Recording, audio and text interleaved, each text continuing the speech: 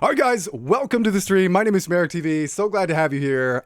We are going to be doing our podcast today. This is actually supposed to be the topic that we were going to do on Friday, but we've had some, I don't know, what would you call that? Scheduling issues. We had to change Coffee Break's day to Friday, and then when we did it, we were like, we're going to pick this topic, and then we ended up talking about completely different things the entire time. If you want to check out our last Coffee Break, that was, what would you say, like Guild Wars 2 endgame, balance discussion, and hardware PC peripherals? MMO mice and why you should have them and which one you should have. So if you guys are joining us live, thank you so much for watching. We really appreciate you. It means a lot to Junie, Cryptic, and I, and of course Roz. And if you are viewing this later on YouTube, thank you guys. That really means a lot to us. That's super cool to have YouTube viewers. Please like, share, comment, smash that subscribe button. I don't know what YouTube people do. I'm not a YouTuber, but thank you guys. Comment down below what you like, what you dislike, why Cryptic is wrong, and why Merrick is right. That's the usual stuff. All right, so let's get started. Let me introduce my beautiful co-host. This is Judy Vision in the bottom right-hand corner, my beautiful wife that I met in Guild Wars 2. She's way cooler than me. You guys should just be watching that corner in the bottom right, not my corner. Just ignore this one. This is not so cool. And then my shiny, handsome friend down below, that's Cryptic Villain, MMO enthusiast, DPS, badass, just slightly less badass than me, but we won't talk about that. And then in the upper right-hand corner, the most important viewer of all is you guys, the Twitch chat. The Twitch chat, whatever you say will be written up there in the Twitch chat and added to the VOD. Please interact where you would like to interact because we will be answering your questions. We will be shouting you out. We will be talking to you throughout the conversation. I'd really like this to be an interactive experience.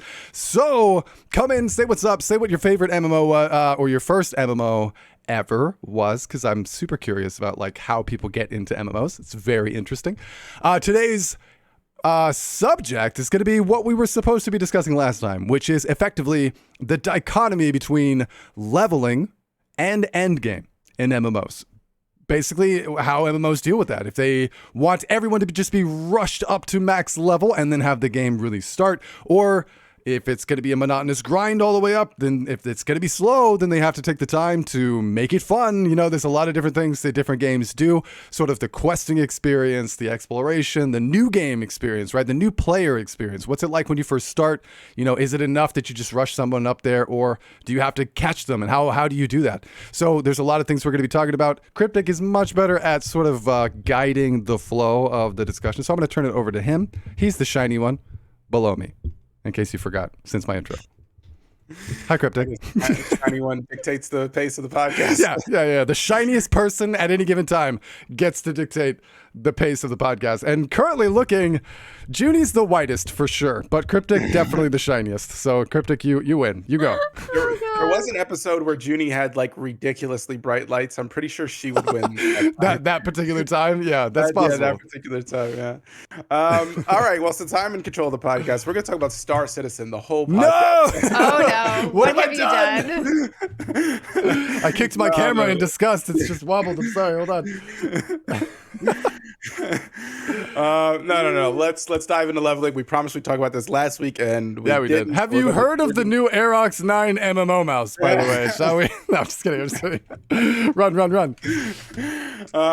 So leveling is obviously a really big topic. I think it's way bigger than people realize because honestly, it can make or break someone's experience in MMO. I mean, you can completely. I'm sure you guys have experienced this as well, but you can completely just fall out of love with an MMO from the very first couple of, the first 10, 20 levels. Very quickly, you can realize this isn't the game for you and move on.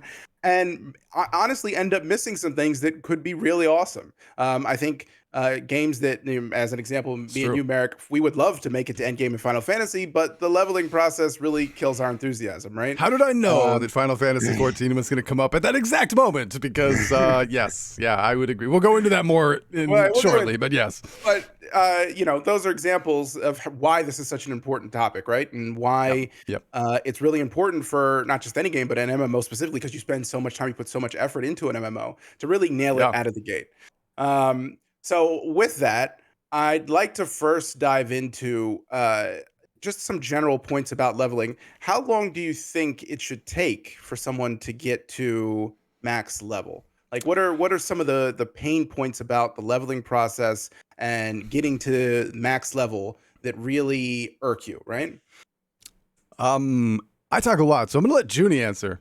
Do you know that someone in the YouTube comments of like 3 videos ago or something was like, "Hey, I really like your podcast. You guys are really awesome, but how come everyone's constantly squishing poor Junie? Okay, she needs to be able to share her opinions." It was very nice. Of And them, you know what? yeah. They're right about that. So I'm gonna be quiet. All right. Junie, you talk. You go. Well, I've given this a lot of thought, and I personally think that ESO does it in a pretty decent way. Because when you ask that question, it's not just like how long is it supposed to take? Because you don't want the experience to be over, right? Because then you have to deal with end game content, and do you want to be doing end game content on all of that? But for ESO, you get to max level relatively quickly, and then they have that Alternate advancement. advancement that's after that. And I actually think that's really important because point. you need to be able to get to max level so that you can do everything, but you don't want to feel rushed like they do in Final Fantasy, which is like my one real gripe with that game is that you can't really participate in max level until you've like waded through the entire story. So it's either, do I want to dedicate like a year of my life to this so that I can enjoy the story, or do I want to play with my friends?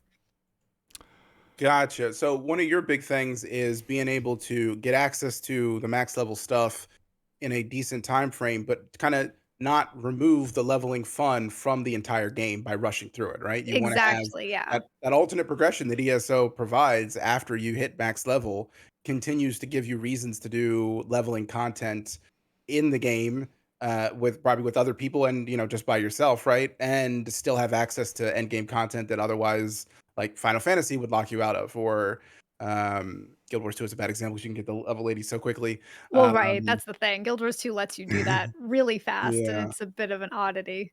Is this fast as we think it is, though? Like, would you say that a brand new player thinks that it is fast, or is it just fast for us because in Guild Wars 2, the longer you've been playing the game, the quicker it is to level subsequent level 80s, right? Do you think that it actually does make it much faster for a brand new player to get to max level than most modern MMOs? Would you say that's true? Well, yes. I mean, faster certainly than Final Fantasy 14. And also, Guild Wars 2 does use a little bit of that alternate progression because of things like mastery points and other unlocks that are nice to have and are needed for certain things, but you can get to that level 80. But don't gate you from end game cooperative content, right? So like if you wanted to raid, if you wanted to do fractals or any of the end game stuff that we talk about all the time here, you don't have to do the nth degree of all of that alternate advancement, right? So it helps in the game, but doesn't gate you from collaborative PvE experiences, right? So, I mean, to answer the initial question, for me, I would say that how fast should it be? I think it entirely depends on the kind of game that it is, because some MMOs really put the massive, the meat and potatoes of their game is at end game. Right? They're like, you know what? Leveling is going to be dumb. We're going to make that really stupid, and we're going to make endgame really awesome. So we really just want you to have like the leveling experience to feel like it is a tutorial, right? And then that's it. And we're just going to get you into the end game, and then we want everyone to be at the same level, the same even keel, and then have you guys experience the end game together. Some people like that. But some people don't, because there's this unspoken separation in a lot of MMOs that says leveling is calm, peaceful, soloable content that we can have fun and relax in. And endgame, by its very definition, means hard group content that pushes the bounds of what you're willing to do. And so a lot of people like that leveling experience, and they're afraid of any term called endgame at all, because endgame seems to infer that kind of thing. So I think it depends on where the game wants to put its actual focus, how fast it should be. Do you think that the leveling process itself is just an archaic thing that we've been keeping with us from like EverQuest and WoW Classic back when things took forever to level, and that was the game. And it's just something we've brought with us because, like you said, That's a good question. it's kind of, it's a glorified tutorial now in some games. And should we be thinking of end content as just the typically really hard raiding content? Like raid, yeah. Or should there be, should it be like, let's do this tutorial to get up to the point where we can experience all of the game and then have content that is story-based or crafting-based? Or it's a really good also- question. And I think that it's sort of like that change you were talking about. You're acting as if it's like an archaic thing, and it very well may be. I mean, that's the truth is that the genre has evolved because the player base has evolved. Back in the days, in the original MMOs, people sort of no-lifed these games, and grinding was completely reasonable. Like the leveling experience was this huge thing, and I still, because I'm old, right? I played those games. I know there were some positives to that I feel like we kind of lost, but then we have people like King Wookie, what's up, dude? Who are sort of representing a modern gamer, right? I'm a full-time dad, full-time worker, and so I just want to get on and play a game and be able to do something worthwhile, right? I think that back in the olden days of like EverQuest and WoW Classic and stuff like that, it required such this time investment, and things were very different back then in the way that people play the game. I'd say that MMOs are way broader and have gathered an entirely new player base that would not have played it back then. Single dad, full-time worker would not have played EverQuest. You know what I mean? Like there's no time to make anything worthwhile in that game, but modern MMO gamers are the everyman. It could be anybody, right? Everybody's got a different thing. And so they want to log in for 2 hours at the end of the day, max, right? I don't want to assume how much time you have at the end of the day, King Wookie, but I'm guessing it's a couple hours max. And they want to like log in, get to something important or significant right away, and then be able to log off and feel like what I did was fun immediately and worthwhile, right? So like that's what it defines this whole argument. So with max, that there you go. vein of discussion, do you feel like getting rid of, Junie said getting rid of leveling and having just story content be its own set of things, end game be its own set of things? I mean, discussing how to incentivize story content aside from the story is going to be an interesting question if you remove leveling.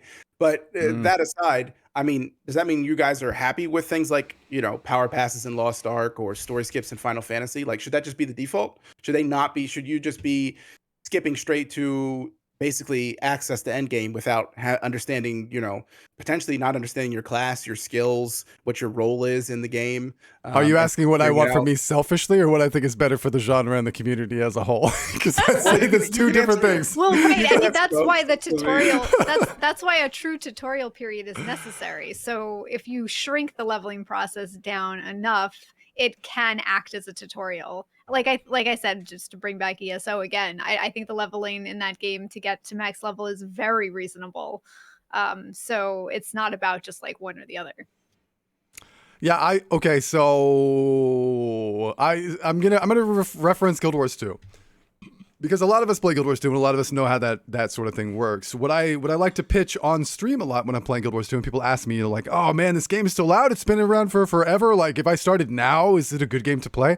I always have to give the same speech. And that's because Guild Wars 2 is kind of unique and different. It has this really weird horizontal progression that the same gear that Junie and I made. One of the first things we did together when we met each other in Guild Wars 2 7 years ago was craft our first set of Ascended armor. We did that 7 years ago together. I had to twist her arm to spend any money to make Ascended armor because there's practically no reason to do it. I did not spend gold in any game. Like I hoarded all of my gold that I'd ever made, and then when we met, like all of a sudden I was like, oh wait, what? Really? Okay, I guess I'll make some. I was like, girl, everything in this game is pointless and just for skins and aesthetic and convenience. Like, if not to spend it on this, what's the point of having gold? Like, but anyway, so the first thing we did, and there wasn't even that much to do with it back then, but we made our Ascended gear, right? And 7 years later, that Ascended gear is still best in slot, right? Maybe you want new stats, but it's the 7 years later, still best in slot. So one of my favorite things about the game is I can tell a new player, you can get max level super easy, super quick, and then you could go to the trading post and buy brand new gear, right? For a handful of gold, like literally nothing. Walk into raids and raid every week with your friends. And then go back in between raids, go back and do the story. You know what I mean? You can do the story as you go at your own pace, and it doesn't deter you or gate you from being able to do the group content with your friends that you all want to do. When somebody says, hey, come play WoW with us, man. We got this whole crew. We like to play World of Warcraft together. they're not talking about like, come and I'll make a new character and I'll quest with you. What you really want is you want to get max level. You want to do dungeons with your buddies. You want to do battlegrounds, or you want to go and do raids. Like, that's what it's about. So what I love about Guild Wars 2 is that you can get max level really easily, participate in that kind of stuff, and do the story on the side. Final Fantasy, yes, you asked directly.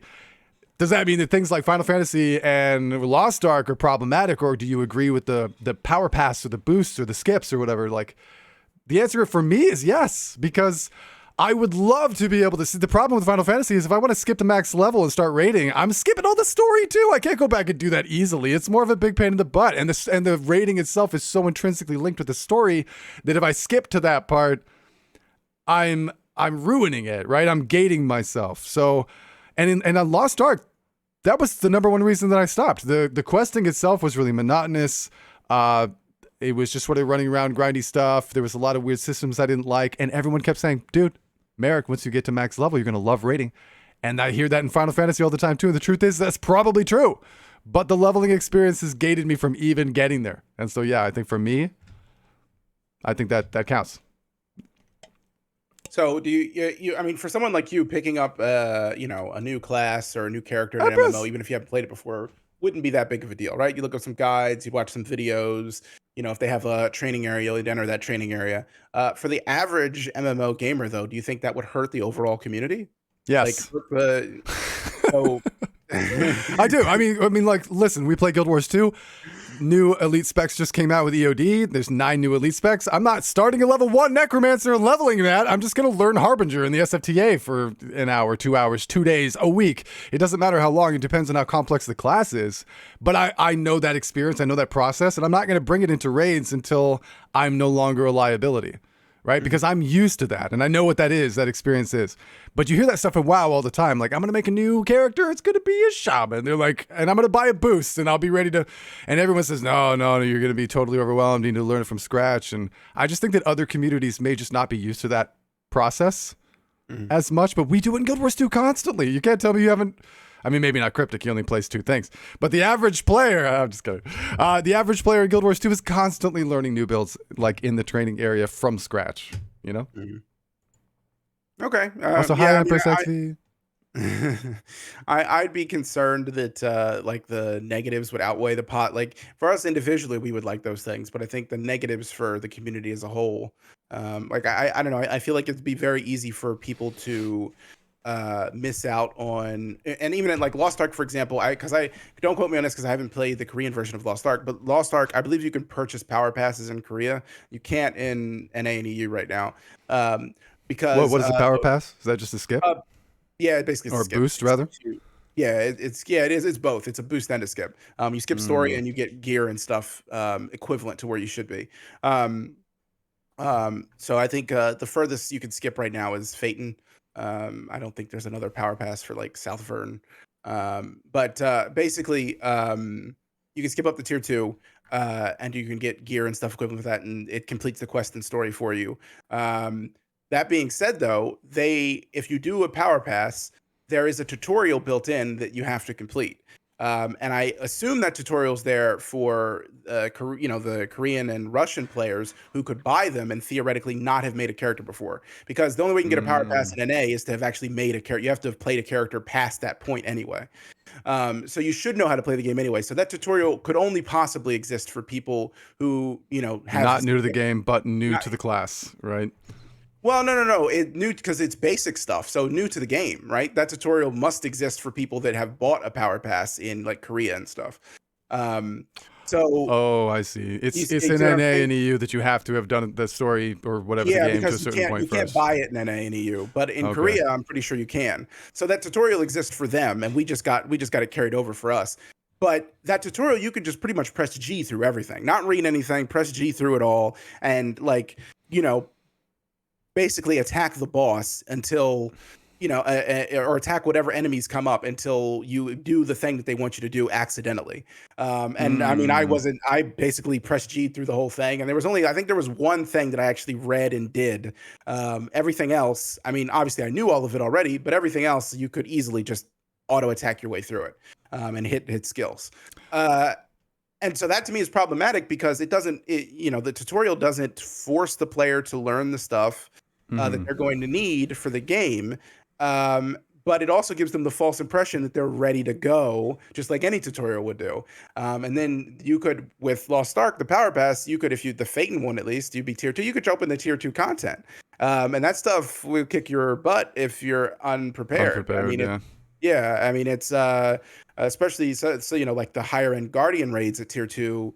They're, in my opinion, like broken. They're not balanced for a new player, let alone for an average player that knows what they're doing, that hasn't read what the mechanics are and stuff. So you're just gonna and respawns, the way respawns work in Lost Ark, if you die, you take a respawn away from your team. You only get 3 respawns, so you're hurting your team overall. And it's just, you're just dragging your team down. And the more people that come in unprepared like that, the worse you're going to make matchmaking, the worse you're going to make the end game experience. It's great for people like us, but I know that you also don't play WoW, but World of Warcraft has a similar thing. There's a boost that you can buy that skips you to the modern expansion, and the max level sans the last 5 or 10 or whatever it is to level through that expansion. And it's crazy because in some cases you'll make a character like a mage, and when you boost that character, it automatically gives you a set of starting gear and sets you in a very specific instanced tutorial where you're on an airship and then you're under attack, and it teaches you how to use every little ability that you've got, like your core abilities. My complaint is that it's not every little ability, and you basically get like just a gist of how the thing plays. It's almost more for you to see if you'd like it, than it is for you to get a grip on it and be raid ready when you leave it. You know what I mean? Like that's not that kind of environment. But I think that I like the games are at least doing that. Like we may not think that it's enough, but ultimately, like that's up to the player, right? If it was really in depth and you already knew it and you didn't want to do it in that way, like it would be annoying if it took too long, it was too in depth, it was too detailed, or something like that. It could be a pain in the butt. I think that there's got to just be enough elements built into a game to filter out players that are just not ready for content than forcing people through arbitrary means to learn it in a tutorial. But again, I am for boosting. I used to not be that because like Junie said, leveling was like an essential part of the MMO experience back in the day. Like for me, I remember never having any delusions that I would even get max level. It was too long. It was too much effort on a single character. I used to sit in the ecom tunnel in EverQuest and stare at these high levels with like such awe. Like I had like awe and deference to these people. They were heroes to me. They looked so badass. They were raiding. I was never going to raid.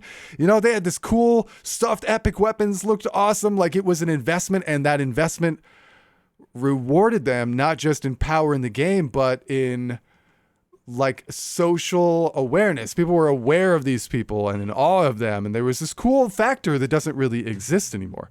Now I look at people like I think it was Royal says, I think not only but back in the day people were more likely to spend hours on games because there wasn't so many options now, or when it comes to MMOs. So like these days there's so many different players, so many different MMOs out there. The dynamic has changed, has shifted. So I think that boosting is fine. I wish I could be max level and just ready to raid in Lost Ark and Final Fantasy 14, both within the last year. There's 2 games that I wish I could just snap my fingers and raid in, like, because that's really what I want to do. I don't really want to have to go through the rest of that. And I might say, like, for the integrity of the MMO genre or whatever, it's good that you don't. And even if I said that, because I do believe partly that that's true, the net result is that I just didn't play those 2 games when I would have maybe otherwise. You know what I mean? So like that's kind of a bummer for me. So, I mean, I guess if that's going to be the case going forward, though, more MMOs should put more of an emphasis on, I think if an MMO built from the ground up, saying that there wasn't a leveling process, then they would have to put emphasis on like dungeons and, other kind of content, maybe requiring you to do some of the story just so you can get some experience playing the game before they allow you to do something like raids or something like that. There has to be some kind of gated like stepping stone into the hardest end game content. It couldn't just be like Guild Wars 2 where you could Or you can do this in Guild Wars 2. You could buy the expansion, get the level 80 token, instant level to 80, and go straight into raids with the. Yeah, I could make a brand new account today and raid on it today and be top DPS in the raid today. Like I could do all of those things today, and that is not indicative of the greater MMO genre. I think that's very specific to Guild Wars 2. But I think you can just shorten the leveling process. I don't think they do it for that. I think the leveling process is in place because it's content, right? It's content that keeps people in the game. Because I'm just like thinking about certain leveling processes, and even in Final Fantasy and things like that. Like, how long does it really take me to learn the new skill at my next level up? Maybe half an hour tops, right? So why does it take me 8 hours to get to the next level after that? So and it's because they want content for their game, which is fine, because this is like, a tried and true method that has been used for a long time. But I do think they could shrink it so that the leveling experience, instead of taking a crazy amount, what did Empress say about that other game, like 2 months, I wanted to comment on that, because like, that seems like a lot, but EverQuest was way more. Right, but she said 2 months at 8 hours a day grinding to max level. Like if you were to start in the original EverQuest and level up, it was way more than that. Like new grind was real back in 2000. But my question is, when does it function as a tutorial? But you take out all of the parts that make it difficult to get to end game for people that just don't have that kind of a time commitment. And how about just abilities itself, or like the progression of your character? I want to talk about Final Fantasy. If you really love the game and you love the story, then you wouldn't really care how much story there is. Who cares? You're playing it like it's an RPG, and that's how they want you to play it. My problem is that it took me 55 levels for my rotation to not be stupid boring. Because you like getting those new abilities, and like the gap between all of that, like they slow it down so much. You're just literally pushing like 2 or 3 buttons off cooldown. And the global cooldown is 2.5 seconds, guys. So you're just sitting there like this for 50 levels. And to Judy's point, 50 levels is a long time. Like that was torture in a modern MMO setting. That's torture. That's absolutely crazy. And it's only like that because it's so entwined with the story. Isa just did this. Yeah, no, Isa boosted, and Isa, you're right, bro. I'm against boosting in general, but in Final Fantasy, I would never fault anyone for doing it, and it's sad. Yeah, but it's true. Neither would I. It's and I was like you, Merrick, where I thought like boosting and going past story content was like the worst thing you could possibly do, but especially in Final Fantasy, because right, especially in Final Fantasy, but also because it's so intertwined. There's really no other option. I feel like they kind of, put themselves into a corner with that. So what's the incentive for completing story then, other than just somebody wants to? First off, what's the incentive for a player to complete story other than just the players that are interested in the story? And then what's the incentive for a company to produce story content when it's not going to be tied to, 8 hours, or let's take Empress example, 2 months of an 8-hour grind that they can lock players into, right? I mean, obviously most MMOs which is just a time sink, right? Well, what's because they want that time sink. That's revenue for them. The incentive to the story is that you connect the people to the world, so they want to stay and they want to do the content. So you can't just not have story. That wouldn't work. It wouldn't be interesting enough. Because older MMOs barely had any, if any at all, stories. No, that's not true. There was story content. Even in EverQuest, I remember when we started playing P99, I walked into, what was that place with the elves? Felwith. Okay, and I walked in and I was greeted with like paragraphs of text. There was story there. There is a world there. Not story. And I've talked about this before.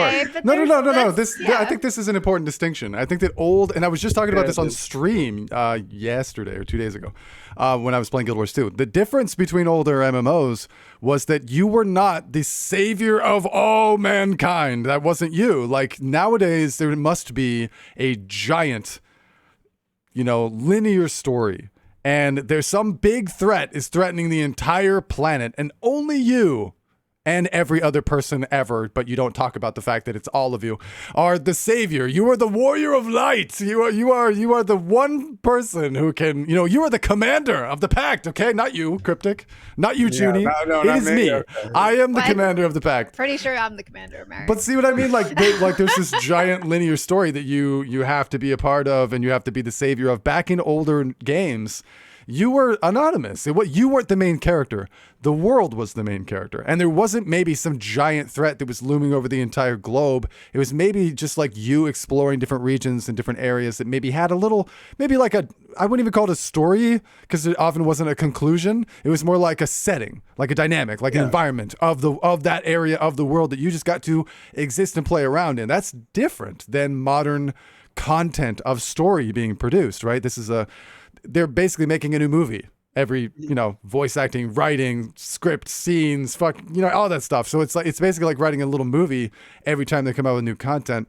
And Cryptic is totally right. I think this is one of the biggest issues that Guild Wars 2 has and every game has is incentive.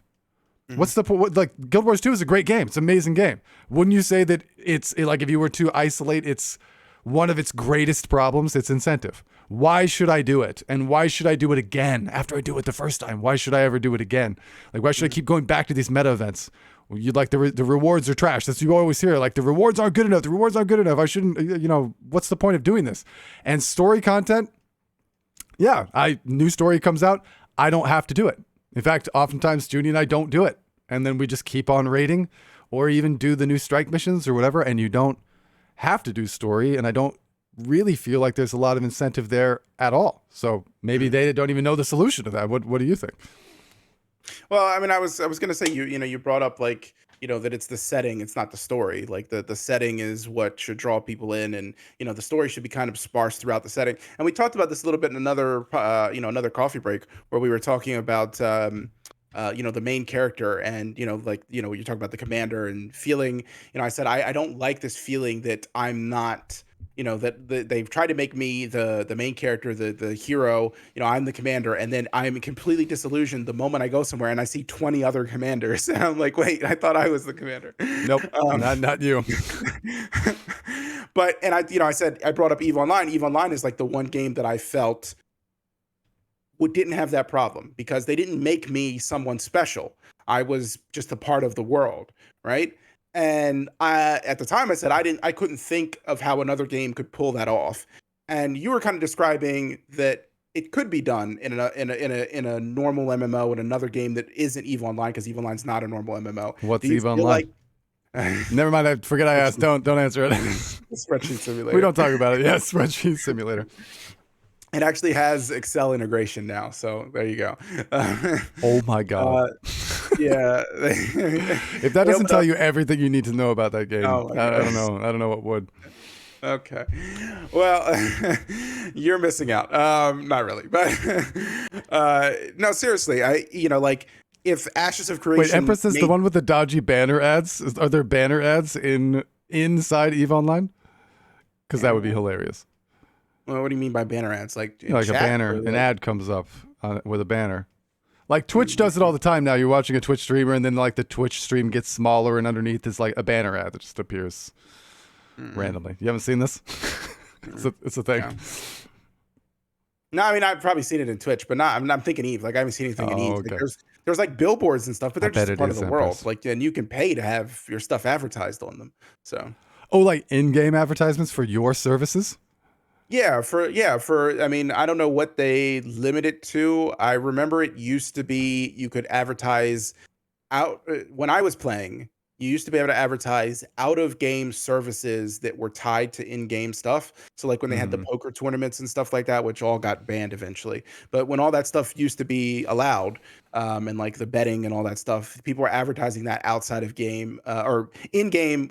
But it was outside of game content, just like, and there was like moving services and stuff. Like I'll move your stuff to another system or whatever. And then there was also in-game stuff where like people would advertise their corporations and their alliances. And then of course CCP would use it to advertise. I think that's all cool. Yeah, CCP would use it to advertise future upcoming stuff like alliance tournaments and CSM elections and stuff like that.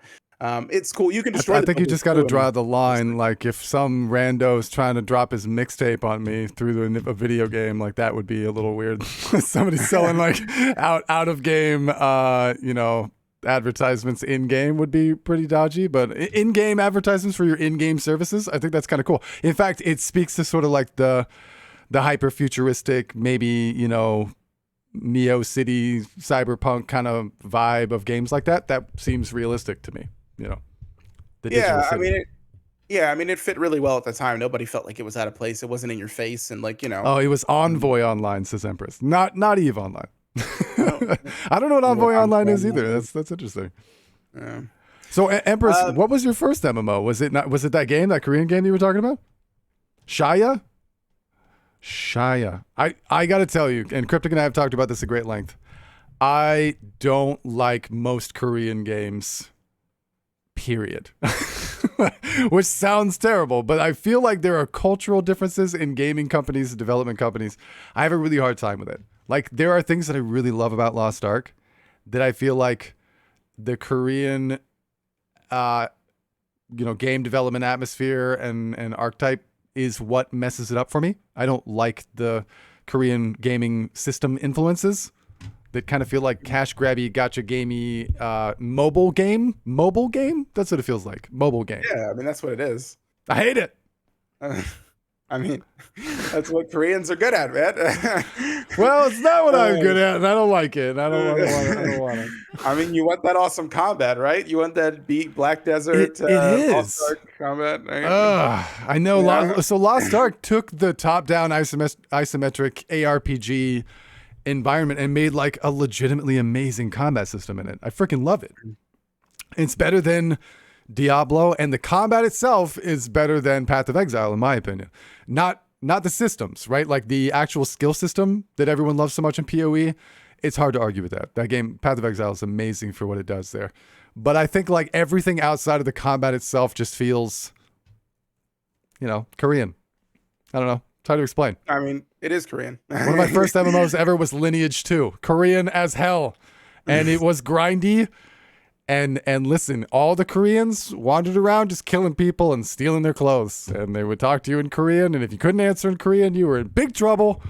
Wow. This is an open world. No, this is real. It was an open world PvP environment where we just got our butts kicked all the time. All the time. It's very sad. It's very hard. Sounds like Eve. Does it? Is it like an aggressive loot system too? When you kill somebody, do you steal all their stuff? Yeah, in Eve, if you fly around in ships, and if you kill someone's ship, the ship gets blown up, and all the stuff. Well, not all. It's RNG. What stuff drops, but stuff on the ship drops. That's the same thing as Lineage 2. It's random. I remember the first time I ever got killed, the guy looted and stole my pants. It's no joke. It's no joke. I know the memes of Merrick, right? But I literally ran around in Eve with no pants for a long time because my pants were stolen. In Eve with no pants? Sorry. No, in Lineage 2. The old days. I'd like to see you running around in Eve with no pants. I mean, I run around in Guild Wars 2 all the time with no pants. That's true. Pants are a DPS loss, gamers. I'm letting you know. They are.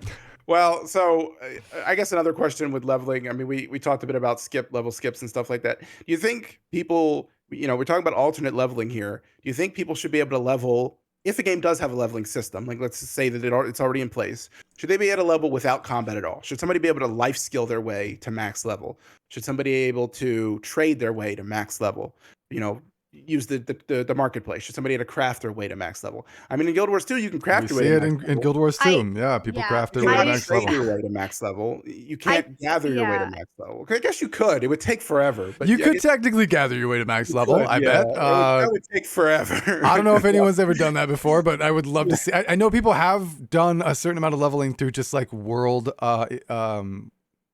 discovery experience. Like you enter a new area, you get some experience. I've seen people do that to a certain degree. I don't know about gathering, but probably you can explore your way, or not explore. You could do that as well, just like you were saying. You could PvP your way to max level in Guild Wars 2. But I guess that's my question. Through tomes, right? Yeah, through tomes. I don't know what it is now. I remember it being like 1 or 2 matches a day, or not like 1 or 2 matches I would get a tome, and so like I could get to level 80 in a couple of days. I don't know if that's still the case, or that's how I'm remembering it. I may be wrong, but I remember just getting tomes like crazy. But anyway, should people be able to do all these different things to get the max level? Should they be able to explore? I think exploring in Guild Wars 2 would be a really cool way to get the max level, wouldn't it? I think that would be really awesome. I think I've seen it, man. I think I've seen that happen before, exploring your way to. I mean, I have seen people do like level 1, not do anything, try to go in and just explore the world to get experience challenges. I don't know if I ever watched them get to max level, but I know that's a thing. Tiffy says, I've done a pacifist leveling challenge in WoW before during Legion. I've heard of that in World of Warcraft. Which is WoW is like great for interesting. that because I mean not exactly the same, but didn't that guy who was a panda? Oh, get max level inside level. the Pandaren area before you're forced to choose a faction. Right, double So agent. they were a not alliance, not horde, max level Pandaren. I think that's happened, right? Double agent panda. Yeah. Yes. Double OP. Oh man. I mean, I don't know. They may have actually been like fighting things in Pandaria, right? So. Yeah, I don't know. Secret panda man. I know that people did it in Guild Wars 1, right? They try to get max level in the pre-searing area before the searing of Ascalon happens, and they just stay in pre-searing. That's a real thing. But yeah, I think for me, my experience of leveling in games has changed. I will tell you right now that I'll tell you some games that I'm really excited for, right? Like Ashes of Creation. If AOC comes out, I think I'm most excited about a game when the leveling experience is enough to grab me. Like if I'm really into the game and leveling is fun, that is so much fun, and I don't care how long it takes to get to max level.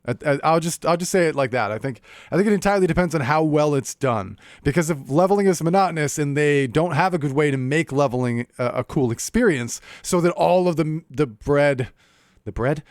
So all the meat and potatoes, everything but bread, at max level is where they put everything in, right? I was thinking about that bread tier list that I just saw this dude do a whole like tier list of various kinds of breads, and he posted it in a Discord, and everyone was horrendously upset because there was terrible tiering. Like they had like Wonder White bread at S tier, and French bread was like B, and like people were just losing their minds. I know, it was very upsetting. Was sourdough at least? Sourdough is not at the top. Sourdough was like D or something. Like people were losing their minds. That's insane. That's insane. Yeah. See, now everyone can make their own bread tiers. Just click that link. Make my own. Yeah, I'm gonna make my own. So I would actually prefer my perfect world is when the leveling experience is involved and meaningful feeling. So I don't want to feel like it's busy work. I don't want to feel like they're just dragging me along for the ride. I want it to feel really fun. I know that Junie was talking about ESO feeling like a good leveling experience, and I agree with that because not only does it feel like it's not too long, and not only does it feel like you haven't gotten to anything worth doing or that is not fun along the way, because there's, you're doing story, you're basically playing Skyrim, right? It's like a very cool open world story, voice acted thing. Like it just feels like you're playing a real game even while you're leveling. But the most important thing is that every time I do a dungeon and I gain a level, throughout it, I'm making changes and advancements to my character that are exciting.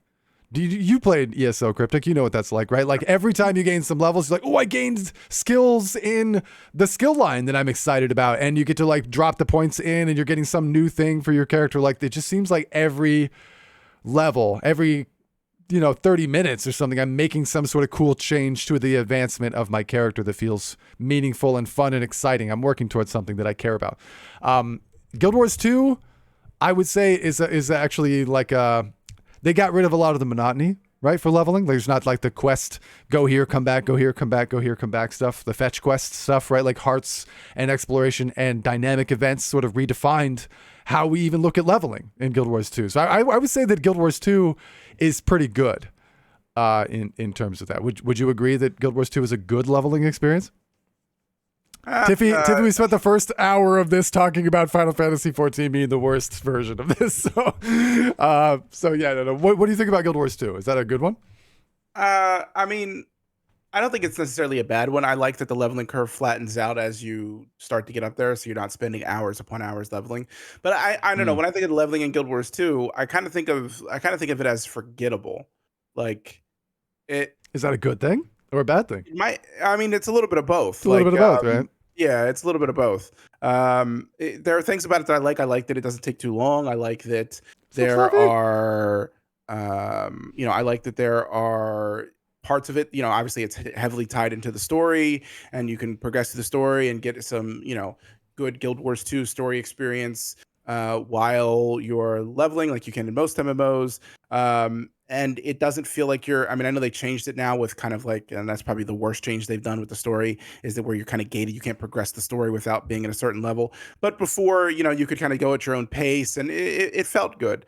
I think the downside of it though is that I like, other than progressing through the story and the fact that I don't feel like it's taking me eons to get the max level, there isn't Mhm. anything else about it that makes it stand out. Like it's not bad because they haven't put anything in it that makes it bad. They've done the minimum of like, okay, here's the minimum of what we got to do to make sure that people don't hate this leveling system. But then they haven't done anything to make it stand out.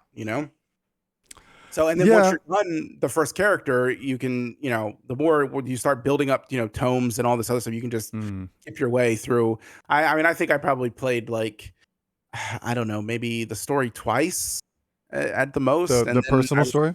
personal story, and then I was just Mm. skipping through it. So I did it 3 times because I'll never forget when Guild Wars 2 first came out. Everyone was super hyped for this game, and when we first started playing it, we all loved it. Got to max level, enjoyed every moment of it. Took a while, but realized there was nothing to do, so you had to make another character. And so then I went from the Priory to the Vigil, and I went through the whole story again, and chose all the different directions that you could go, right? Different dialogue options, different mission selections, whatever it is. And then one more time when I got to max level, I was like, yeah, I already know there's nothing to do, so I'm just gonna make another character immediately. And then I did the Order of Whispers and did whatever else there was, and then I quit. human all 3 times. The what? Are you a human all 3 times? Human fantasy man. Yes. In fact, at the time they had the same face and the same hair, just different hair colors. I have varied a lot since then. I have different faces and different hairstyles, but they're all still, generic fantasy man. But so here's how I would describe Guild Wars 2 leveling. I would say that the leveling itself, the act of leveling up your character, is actually really fun. I think like going and exploring, doing hearts, dynamic events especially, right? And even the little in and out doing the personal story. I actually think that's good. I think the whole thing is great. All of that feels natural. It flows well. You're adding to it by crafting. You're adding to it by PvPing. You're literally doing anything you want to do. And I always give Guild Wars 2 all the credit in the world because it's the ultimate, what I think they call a theme park MMO. You can do whatever you want. Take a little from this. You don't have to do that. You don't like that. You don't have to do that. You can just do one thing, anything you want, and just do it to the nth degree, right? Empress XV and I are good friends. She does nothing but SPVP, and I do nothing but raids, right? And we both have a great time in this game, play it all the time, stream it, et cetera, et cetera. And that's perfectly fine. Where the downside comes for me is what I was just giving a lot of compliments to in ESO, and I wish Junie was here for that part because I know she likes that part, is that every time you leveled up or spent any time investing in the leveling of your character in ESO, the leveling process is fun, but then also the advancement of your character is fun. You get excited to press your skill bar or your skill button to go in and put new points in your skill trees, to get a new ability, to get a new passive. Like you're constantly doing stuff that feels like it's really exciting. And in Guild Wars 2, it's really not that exciting. Your abilities come infrequently. There's not very many abilities, right, that you're sort of getting from. You just feel like you're weak until you get those. There's not, you're not adding a lot to your character. The armor skins all suck as you're going, and like you're just sort of waiting. Your character advancement and development doesn't get good until the end game. It doesn't feel satisfying. But the actual act of leveling, going out in the world and exploring and all that, I think is top notch. So there's no perfect example, but I'd say Guild Wars 2 really gets rid of a lot of what I think most people hate about leveling, which is just the drag, right? Grind or like the fetch quest crap, which I hadn't seen in a while. And then Final Fantasy and Lost Ark, both those games that we keep bringing up, they both wrecked me, man. I hate that stuff. I'm like, what of this should I read? And why do I have to go all the way over there just to come right back over here? Like the whole thing is just, I don't know. I think it's outdated at this point. No. So we'll get the questing in a bit. Oh, I Triangle, what's up, totally man? agree with you. I guess real quick though, what would you and Junie, what would you guys do to improve? You talked about the things in Guild Wars 2 that they've done to make leveling not suck. And that's what I was saying. Like, that's the bare minimum of like, we've put in what won't make leveling suck. What would you do to make leveling interesting and fun and improve upon what's already there? Like, what would you add that would really take it to the next level, in your opinion? I know Junie talked about squishing down the leveling process and making it more streamlined. And we talked about how ESO obviously gives you this account-wide progression with the, I forget the name of the champion points. Champion points. There you go. Yeah. With champion points, you get some account-wide progression. That's for a penny. What's up, man? Are you encouraged to keep doing, content and going through the leveling process? But is there anything else you can think of off the top of your head that would kind of push it in a new direction? Obviously, we're not game designers here, so. I'm going to let Junie answer first, but I want to respond to our brand new first-time chatter, Thoughts for a Penny. Since Guild Wars 2 was my first MMO 2 years ago, never gamed before the pandemic. I remember loving the leveling and core before I got into raids. Dude, so that is a fresh gamer, right? Perfect example here of somebody who's never had anything to compare that to and really enjoyed every moment of the leveling process through Guild Wars 2. And that is fascinating. So what do you think, Junie? Do you think Guild Wars 2 is a good leveling experience first? And what would you do to improve the overall leveling experience in most MMOs? I do think Guild Wars 2 has a good leveling experience, actually, because I remember what it was like to level in Guild Wars 2, and I didn't feel too much of a grind. Maybe around level 50, like high 50s, low 60s. I think that was the only part I remember in Guild Wars 2 that was a little slow. That's for a penny. But yeah, I don't like it's a good question, Cryptic, and I'm trying to think like just off the top of my head. And I don't know, necessarily something to add, but I think it really is just a matter of maybe removing some of those sticking points. Even like Marek said, like, going back and forth and fetching back and forth, even if it's part of like a good storyline, if you're constantly going back and forth, it's not pleasant. And then anything where it's like, I haven't really had any story in a while, nothing's really happening, but I'm still having to grind, and it's like starting to get boring. Like, to just be able to kind of acknowledge those moments and see if there's a way to eliminate them or to add something interesting in that moment for the player.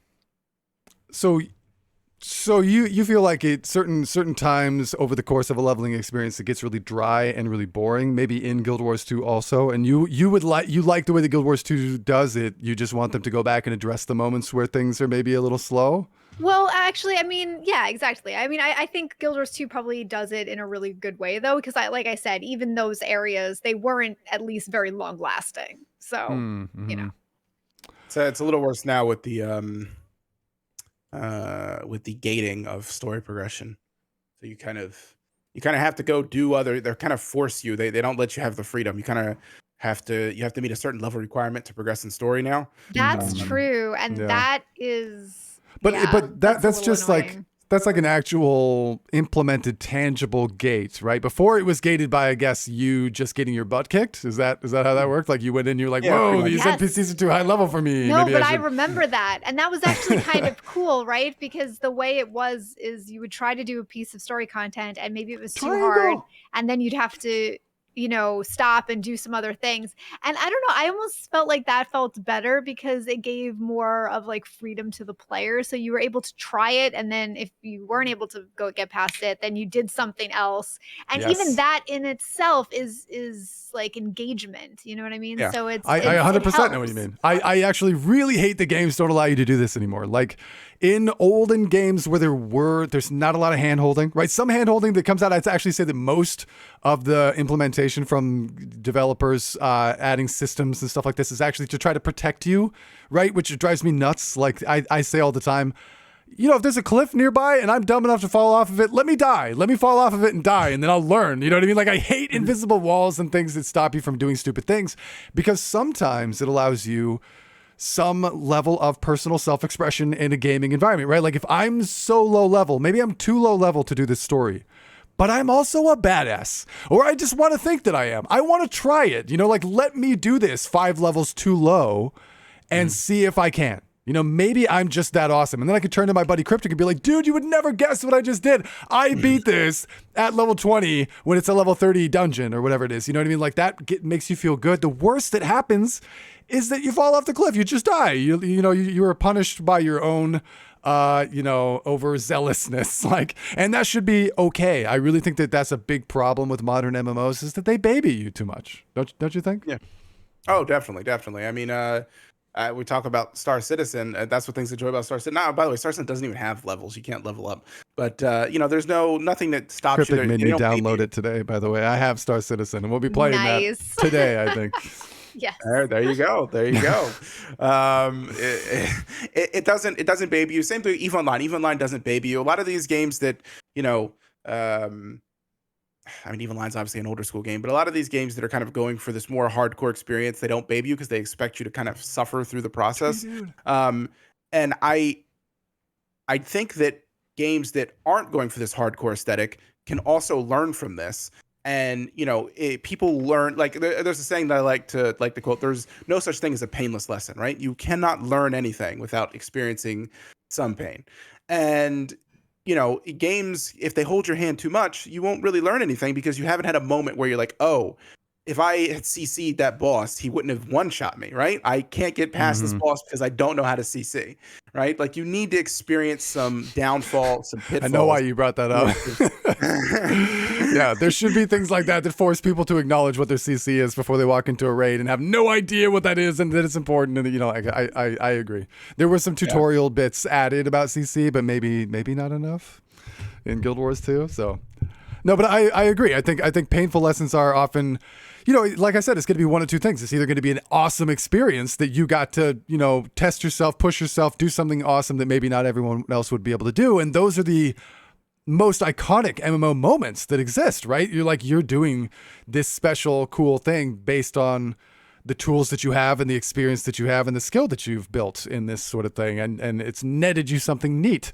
Like, that is what we all want from an MMO. And I think that's really important to protect that experience. But then there are also times like that where you just learn a hard lesson, and that's a good thing to happen to you. So I also want to thank Tree Dude. Thank you for the gift sub, man. Or no, the tier 1 sub. Oh boy, that should be interesting. Yeah. And also, where was I? Oh, Thoughts Through a Penny said, this happened to me. I walked into Twilight Arbor at level 15 and got ganked by level 50 mobs, and I grinded so hard to be able to do that dungeon. I love that it doesn't necessarily baby you. So walking into Guild Wars 2 and into a dungeon, maybe if you were just exploring, I guess if you find TA, that's in a low-level zone, right? Isn't Twilight Arbor just like a random zone? Caledon Forest? Or? Yeah, it's Caledon Forest. It's a level 15, 1 to 15 zone, or 10 to 25. It's basically as soon as you get out of the basic instance of like the Pale Tree area, right, where you're talking with all the all the other Sylvari stuff. That's your first area. The Grove. They send you out of the Grove into Caledon Forest. And Twilight Arbor is there at the end of it, and you could literally if you're just meandering around and you're like, hey, that's a zone, that's cool. And what is that world swirly thing? Yeah, I'm walking into that thing. I enjoy that is there, and I wish that more games allowed for more of that kind of stuff, or incentive for that kind of stuff. I would say, like, one of the cool things about EverQuest or games that are very old is that required level to do things didn't exist, but also required level to wear things and use things didn't exist. So if you were a total badass and you downed some level 30 boss when you were level 20 and it dropped a level 30-ish badass sword, you got to pick that up and wear it. You know what I mean? Like, that was like an awesome experience that we had back in old school gaming like that. But, it also comes along with a lot of hardship of old games being really hard and painful. So before we move on to questing, I'd like to ask one more thing about leveling. Do you guys think there should be a hard cap? I mean, we talked about alternative leveling methods and champion points and stuff like that. That's a little more an alternative because there is a hard cap with champion points eventually. But games like BDO, it's very high. Games like BDO, Lost Ark has a hard cap, I believe. It probably takes forever to get there. BDO does not have a hard cap. So if you're going to have a leveling process, like we talk about Ashes of Creation, should Ashes let you level really quickly to BDO let you level extremely quickly to a playable level of 59, 60, and 61. Those 3 levels are you can very quickly get to those, and 60 and 61 are good levels to start doing the majority of the content in the game that you're concerned about. Solo grinding. You can keep going. Yeah, solo grinding, pretty much. PvP, okay, PvP. Whatever. I have strong feelings about BDO. Maybe we'll do a BDO love hate podcast sometime. Yeah, okay. No. 61 is basically, you don't need to be above 61 to do anything. But yeah. Oh, Erebus, what's up, man? Yeah, Lost Ark too. Yeah. Mm-hmm. Lost Ark has a hard cap. I don't know what it is. Is it 60 or is it 55? I know like levels are so important in Lost Ark because they give you a huge amount of skill points. And it takes forever. Like I'm 52 right now. It takes forever. It's 60. Okay. So see, that's what I mean. It's 60. That's a long ways away. That being said, though, so BDO doesn't have a hard cap. You can keep going and going and going forever, but it takes forever. Each level after 61 takes forever. I don't have a character past 62. I have 2 characters that are 62. I couldn't imagine. I see people with like 65, 66 level characters. I think the highest I've ever seen is 67. Those are ungodly amount of hours put into a single character that like we're talking about thousands upon thousands of hours. But in order for that to be a viable system at all, that extreme amount of hours and those extra levels on top of that can basically net you nothing, right? It has to be almost trivial because otherwise you are going to get some sort of unrealistic advantage over other people, especially in a PvP centric game, no? Yeah, I mean, it is almost, you do get stuff. Think of it like champion points, right? Once you get over a certain amount of champion points, it's nice, but it doesn't really affect you. That's kind of how it is in BDO. I'd say to a slightly lesser degree, not that much slightly lesser though. Like you get hit points, you get stuff, you get some stats. I mean, in ESO, it's pretty significant. And they actually gate you. Junie, back me up on this. In PvP, don't they gate you not by max level, but like a certain amount of CP after max level? In ESO? In ESO? Anyone that play ESO? I think they like. Yes, it is. It's tiered, I believe, based on CP points. Yeah, I think so, because it would have to be, because otherwise you just. Well, yeah. I mean, but it's not. I feel like it's not even gated as much as it should be. There should be more tiers because it can be really hard to go into PvP and just get like totally wiped. Yeah. So what Tiffy's saying in chat here is that you get some tiny HP points. Yeah.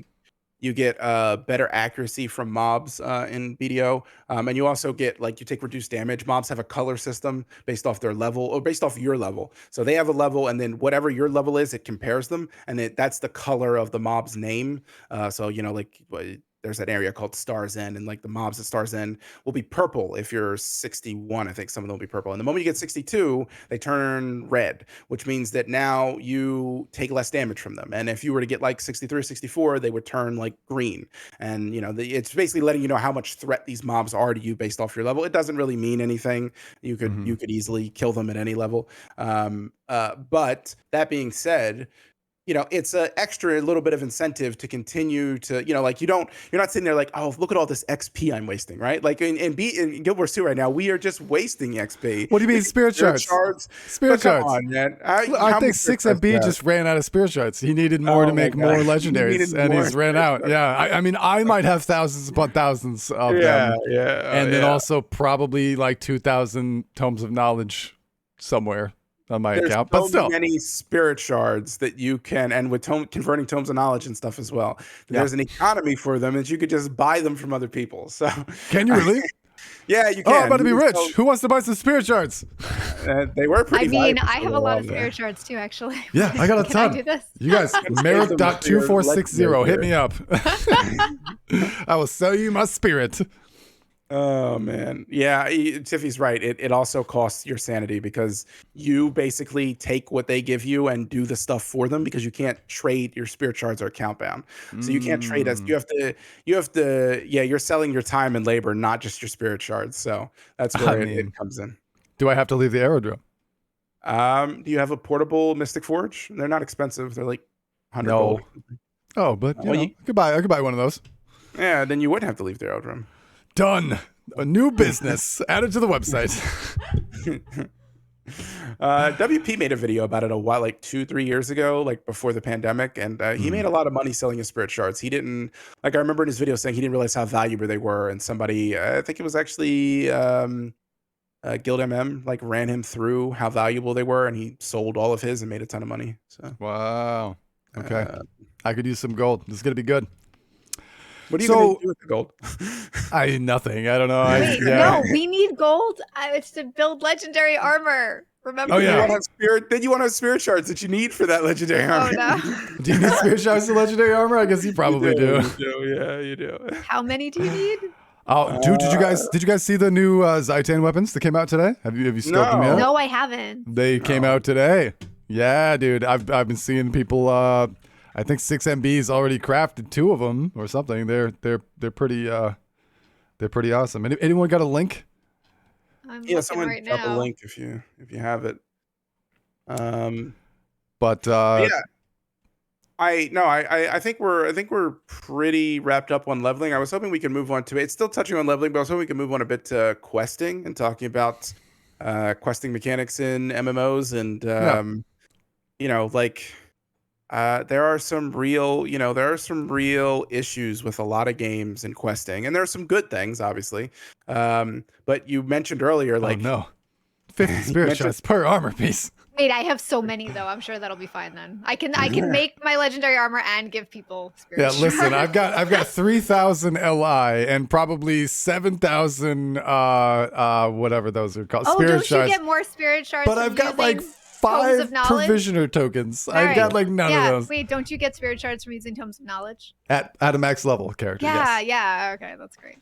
Tons. Yeah, tons and tons, yeah. So questing, yeah. I mean, you talked about how in Lost Ark, it was basically endless fetch quest, and I want to bring this up because awful. I've done a lot of questing in Lost Ark, and you know what drives me nuts? Like I thought there were moments where I thought the story was good. Most of the story I thought was kind of meh. But what drove me nuts was the lack of urgency throughout the entire story. Somebody be running up to me. This is early story, so this is no. I don't think this is spoilers. If you really don't want to hear anything about Lost Ark story, mute now. But this is very early story. All right, I'm muting you. Hold on. Up to me. Oh my god, you've already played through this part. I'm just kidding. That's how early this is. Somebody would They come are up to the me worst, and say, Penny. I hate them. "Oh, Thyrane's in trouble. We have to go save Thyraine. This is serious." How many stuff." times do we have to save Thyraine? A lot, yeah. But he's like, Thyrane's in trouble. Like this is serious stuff. And I'd be like, okay, I'm going to go save Thyraine. And on the way to going to save Thyraine, the quest would lead me to this place, and someone would be like, "Oh, hey, can you move this rubble from here to 10 feet over there?" And now we're good. Nice. And it feels pointless. I know what you're talking about, and it's my favorite version of this because it's all so ridiculous. There's one part where these enemies came to this parapet, this castle parapet or whatever, knocked down this wall, and they were like, "Oh my god, I can't believe they broke down our wall. Like, we weren't expecting that, and we totally got overrun. You know what, adventurer, you're so much stronger than us. We can't lift any of these rocks. Please, can you help us fix this wall?" And you're like, "Absolutely, I got this." And you walk over and you pick up a single rock that's about this big, and you move it from here to another pile 10 feet away, and they go, phew, I'm so glad you came along. Like, now all of our problems are solved. They'll never get through here. I love that. No. I actually love that about Lost Ark. I remember. Oh my God. No, hold on. So I had this weird experience when we were playing Lost Ark. We got to that point. So awkward. And I remember doing it. And I think Merrick was doing it like right after me. Like it was like 5-10 minutes after me. And I just said, wow, that was really pleasant. And I'll give you my reasoning. It was because they told me to take this rock to make this wall. So I got to feel like I got to experience the flavor text, Like I got to experience moving the rock, but I didn't have to do it 100 times. So it wasn't boring. I actually thought that was great. I even commented to Merrick at the time, like months ago, that I actually really appreciated that. So, different strokes, guys. You just certain things apply to different people, I guess, because that was the dumbest thing I'd ever seen. Earl the Great TV, thank you for the follow, man. Welcome to the stream. Sorry, we're in the middle of debating the finer points of questing monotony. Somebody said, Erebus says, Guild Wars 2 IMO doesn't have questing. How would you feel about that? Because in a classic sense, in what we think of as classic MMO questing, it doesn't. Go to person X, receive quest, go to objective Y, receive Y, return Y to X, get reward, be sent to another thing. You know what I mean? Like that's the typical questing experience. So my gut reaction with that is that is a positive thing, that Guild Wars 2 has removed some of the things that annoy me about these endless fetch quests, about moving a piece of rubble when Thyrane's about to die. 10 feet in a single piece. Yeah, 10 feet. That being said, honestly, I think all they've done is turn the wheel, right? Like they haven't reinvented it. They've just moved it. And what they're really doing is, because you think about it, right? All the Guild Wars 2, maybe not so much the quest, but like the things that we really care about as far as like the collections and stuff like that and then the quests and stuff too are basically boiled down to one of two things. Go to location X and kill things, or go to location X, Y, and Z, collect stuff, bring it back to one person. And it feels like you're exploring the world and doing a bunch of stuff and checking all this stuff out. And I got to go here. And they try to tie it story keeps you on to a track. Yeah. Yeah, and to disguise it, but in reality, it's kind of the same thing. It just is disguised better. And maybe that's a good thing. Maybe that's all we're looking for, is a more disguised questing system. But I personally feel like I see it, like especially like End of Dragons, right? Think of Kaineng City. Kaineng City, they disguise all of that stuff with, we have to recharge the batteries for our Jade bots. We have to refix the power system for, this thing, or we have to unplug all the drains in the water. But those are really just fetch quests. Go here, do this. Go here, do the same thing over again. Go here, do the same thing over again. It just takes away the need to go to and from the NPC to start with. Like that's in essence what they've always done, including with hearts. I would argue that that you're right, that the quest system in general is developed in WoW, actually. Like somebody said classic RuneScape, and I never played that, so that might have been there too. Oh, Cardi, thank you for the sub.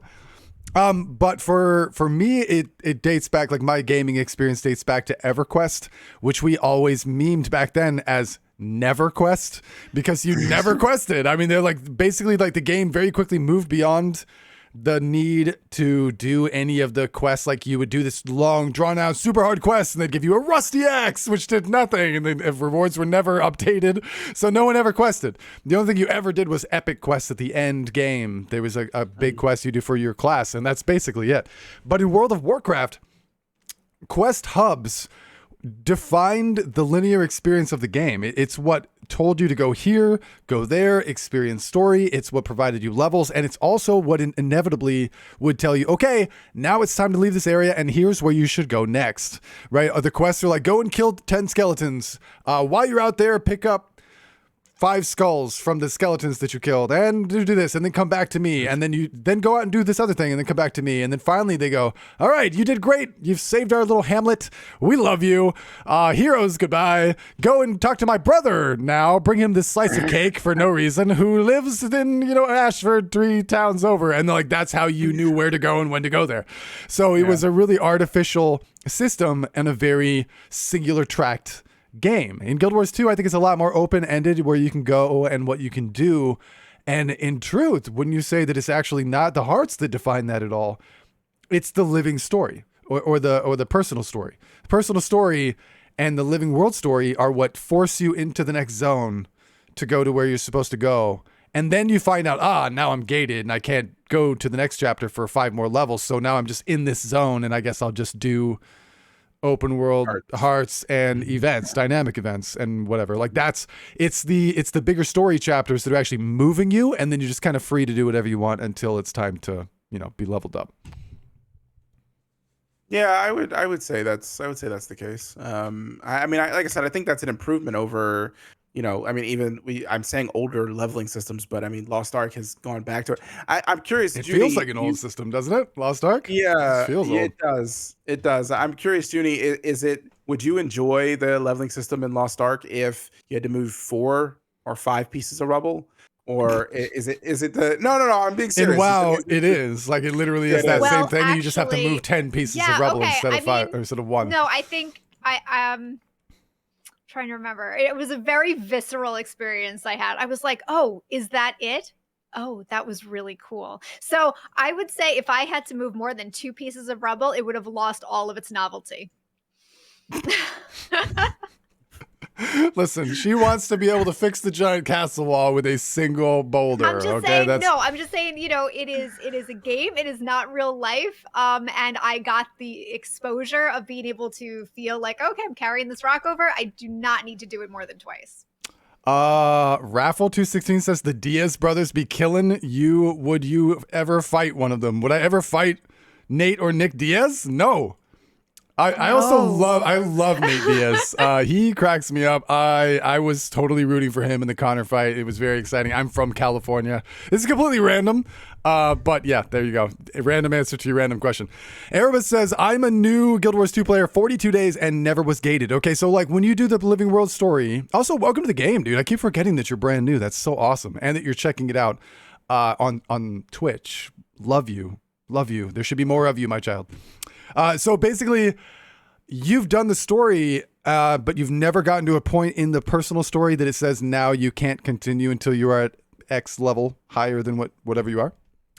Thoughts for a penny? Yeah, dude. I grew up doing martial arts a lot. I've never done MMA. It wasn't a thing when I was a kid. But as an adult, there's only two sports that I really pay attention to, and it's baseball, sometimes golf, and also UFC. It's a guilty pleasure of mine. My wife doesn't watch it at all, but I love UFC. I did watch that one with you, though. Remember, we bought the pay-per-view thing. You watched Conor McGregor versus Nate Diaz 1, yes, and had to listen to me scream. I mean, like, has there ever been a more hyped, upset moment in the history of combat sports? I'm sorry, I was so excited. It was totally crazy. I mean, Quietly. I What's got up, into it Quietly? at the time. I was very wrapped up in it. Although I was like, oh my God, they're bleeding all over the place. Yeah, she's like, but they're hurt. Shouldn't they stop the fight? Yeah. Well, they will if it gets to that point. But Nate Diaz just has that face. The way he wins is did you ever see that old school Simpsons episode where Homer is a boxer and they realize really early on that he can't punch and can't win a fight. So what he does is he just takes all the punishment in the world until the other boxer punches himself out and falls over. That is Nate Diaz, except that he's also a jiu-jitsu champ. Like he just takes he takes more punishment than anyone I've ever seen in the history of the fight game, and then he wins at the end. Like he can't just have a flawless victory. That's not Nate Diaz. He's gonna be bloody all over the freaking arena before he gets that win. I don't know how we got talking about this. I'm sorry. But let's see. Wicked, I'm a big karate kid. UFC is also a huge guilty pleasure. Nice, dude. Nice. I wish you saw. There's only a couple of real karate, demonstrators of really good karate in UFC. It's a good martial art. I wish I got to see more like high end that. Again, I just apologize for talking about this, and I went back to talking about this. I would say that the leveling experience in Guild Wars 2 in general is one of my favorite. I oftentimes encourage new players to Guild Wars 2 because I think the new player experience is going to be very fluid and solid. Every time I've ever tried to get someone new to go play World of Warcraft, I'm like, trust me, it gets better. Like, that's what you have to say, right? And everyone who ever tries to get someone to play Final Fantasy has to give that speech. I've heard it about 10,000 times from different people. Like, just wait, bro. It gets better. In Guild Wars 2, I don't really feel like I have to say that. If somebody's coming from another game to Guild Wars 2, I feel pretty confident you're going to have fun while you're leveling your character. I mean, Erebus, would you say that that's true? Did you come from another MMO, or when you came here, did you just enjoy it from the get-go? Is that normal? I mean, I will say why Erebus is responding that I think his experience his experience is what ArenaNet intended. But that requires you to do other things on your own free volition. And I think Royal was leveling, remember, before when he was getting into it, and he was getting gated constantly because he was just trying to do the story. And he wanted to play it like Final Fantasy 14, which is just basically story chapter to story chapter to story chapter, never ending. And for people that like that, dude, that's, that exists and that's stellar. But I think you're right. I think now they force you to some variety, and then you have to decide what you like. Mm-hmm. But you do have to do open world events, hearts, and that's true. But I feel like with Guild Wars 2, when they made that change, it wasn't really so bad because so much of Guild Wars 2 is exploration. Right? It's exploration. It's like vistas, map completion. I just feel like so much of the Guild Wars 2 leveling experience is like seeing the zones. And so it's really not that bad that they gated you, because it just makes you actually look at the map. Yeah.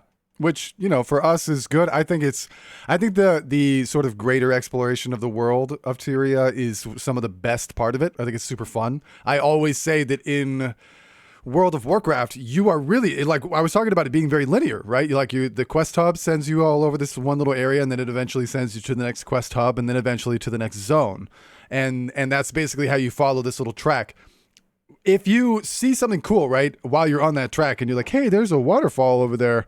Like, I wonder if something's in that waterfall. Like, I wonder if something's behind there, you know, like, chances are there's not. 99% of the time, there's not going to be. And if there is something back there, it's a quest mob for a quest that you just don't have yet. And you have to wait for that quest. And then it's going to send you over there and you're going to do that. In Guild Wars 2, it's one of the coolest things about the game. I feel like the world is so cool. And there's so much, you know, if you look and see a waterfall in the distance, no track is telling you to go there or not to go there. You can kind of do whatever you want in Guild Wars 2. And if you see a waterfall, chances are there might be something in there, and it might be something huge. Maybe you go into that waterfall and all of a sudden there's a whole new secret area, and then there's a dynamic event that you hadn't done before, or you go into that waterfall and you find that there is an entire enormous jumping puzzle back there. You know what I mean? Like, it rewards the feeling of exploration more than any other game that I've ever played, I think. I always get so sad when I play World of Warcraft, because the graphics don't bother me, and I love the magical world that it sets you in. But it feels fake, because there's a lot of invisible fake walls. There's a lot of, like, NPCs or mobs that you want to kill that aren't for anything, because they're just for a quest that you haven't done yet. So if you kill it, nothing happens. I want rare spawn mobs. I want rare drop loot. I want cool secrets around the corner. I want a reason to get excited to walk off the beaten path. You know what I mean? That's something that I want, and I feel like that is intrinsically attached to the leveling experience of an MMO, not so much the end game, which is exactly what I meant by, like, however well the leveling process is decides how long I want that process to be. I don't care if it takes 2 years, if it's freaking fun and rewarding every step of the way. So are there certain types of quests that you specifically feel like there needs to be more of in the game? Like, I mean, I could pick up a piece of rubble more every once in a while. Well, I mean, there's a lot of little quests, right? There's like the emote mind games. There's like Guild Wars. Remember Guild Wars 2 had like mini pet battles, or that was supposed to be a thing. I don't think it ever really made it in. What? But Guild Wars 2 did mini pet battles? Yeah, there was like a mini pet arena that you were supposed to be able to. I know World of Warcraft does that. You trade your minis. They duel like it's Pokemon or something. It's hilarious. Yeah, but I'm pretty sure Guild Wars 2 was supposed to have it and never made it into the game. But like escort missions, deliveries. I actually don't really like deliveries. But there's like protection quests, protect an NPC, or protect a specific area. Is there any of the current? Obviously, we got tons of fetch quests, but is there any quest type that you specifically like that aren't represented well enough in the MMOs in general, or in Guild Wars specifically? I think that Guild Wars 2 added something. If they weren't the ones that created the open world dynamic event, they didn't create that, but I think they honed it to my favorite part, my favorite place that I've seen it, which is that questing shouldn't feel monotonous or pointless or trivial. I really, really loved, I'll tell you, just like, this was years ago. And of course, there's no modern next gen MMO that's really taking this to the next field. And Cryptic and I complain about this all the time. There hasn't been a new gen MMO. Maybe there's a new MMO, but it's basically the same. Like, there haven't been as many leaps and bounds in this genre as there should be, based on the leaps and bounds in every other genre that we come across. But one of the most exciting things that I ever saw, for me, coming from a quested game like EverQuest or EverQuest 2 or World of Warcraft, is walking up to a camp that looked like it was a Seraph camp, except that it was completely taken over by the Tamini. Am I saying that right? Tamini? Tamini? Paninis? The centaurs or whatever. And they had, and I saw Seraph bodies all over the floor, and they had put up like these fences, right? And they were taken over there, and I went in and saw that it was a part of a dynamic event. And I had a certain amount of time to kill a certain amount of paninis, eat a certain amount of paninis in a short amount of time. And then after you do that, like if you did it in a certain amount of time, which was tough, or if you wanted friends, it was delicious. And then the boss panini comes out, right? If you did it on time, then you got the big boss panini, and you had to eat the big boss panini. And then if you did it successfully, was it a double decker? Was yes, it triple decker. It had four legs. Quadruple decker. and so then you eat that panini, and then all of a sudden, you're able to res the Seraph, and the Seraph camp gets taken back over by the Seraph. And then from there starts an escort quest of the Seraph to go somewhere else. It felt like I changed the world that I was in a small way, right? I encountered a scenario. I overcame that scenario. It was touch and go, but then Judy shows up, right? Like some other person. You're glad to see someone else, right? I always talk about how Guild Wars 2 makes you happy to see other players in the world, where other games before that, you used to resent seeing other people in the world. They were going to steal your shit, steal your quest mob, steal your loot, steal your harvesting node, whatever. Like, you didn't like seeing other people, but in Guild Wars 2 you love it. And so then Judy shows up, and we eat all the paninis together, and then it starts this chain reaction of additional events and cool stuff that we made happen, right? This is a dynamic event, and that might seem blasé to you guys. It might seem like I'm just describing something super common that you're really used to. Yeah, but people eat paninis all the time. People eat paninis all the time, but like before the advent of dynamic paninis, then it was a different world out there, man. This joke has gone too far. I love it. Yeah, no, I mean, I think that is something special that Guild Wars 2 does. I mean, I guess my question for you though is, and obviously Junie as well. Ashes of Creation, we talk about that all the time. Ashes of Creation's big thing is that players are going to be able to dynamically affect the world on a more permanent basis. Oh, I know. I'm terrified of it. Yeah, Guild Wars 2 does not do. We have the, season 1, Lion's Arch. That was probably the only thing, right? Most other things have not affected the world in any permanent way. Obviously Guild Wars 2 is really good with temporary, changes in the world as you're doing dynamic events and such. How do you feel about these temporary changes becoming permanent and not just affecting the world and NPCs, but other players as well? I mean, factions and environments, quests, hubs, opportunities, advancements for your faction. Like, everything is decided by players, and who leads. It's player driven, the leadership of all of these things in your faction. I am terrified, because if there's anything that online gaming will teach you, is to not trust your fellow man. If people are given the opportunity to make something succeed or to burn it to the ground, sometimes it's a 50-50, whatever they decide to do. Like, it's totally crazy. I would love to think that there are going to be safeguards in place to protect really bad decisions or mismanagement or anything like that. But there's no way for us to know. I think that we can theory craft this, but there's so many question marks when it comes to AOC about how that's going to work that we will not know until it actually happens. I don't care how many things are shown and shared ahead of time. Like, we are not going to know how that goes until we see exactly what they allow and then what the player base determines. And then it could just be like, this faction or this server is like the asshole server, and then this other server is not. It's going to be really weird. So I don't know. I'm excited and terrified of the concept of that. You guys should check this out, by the way. What AOC says it's going to do. It's crazy. It's unprecedented. I'm quite curious. So, well, I wouldn't say it's completely unprecedented. I mean, EVE Online does this. That's not a real game. I don't think you can compare.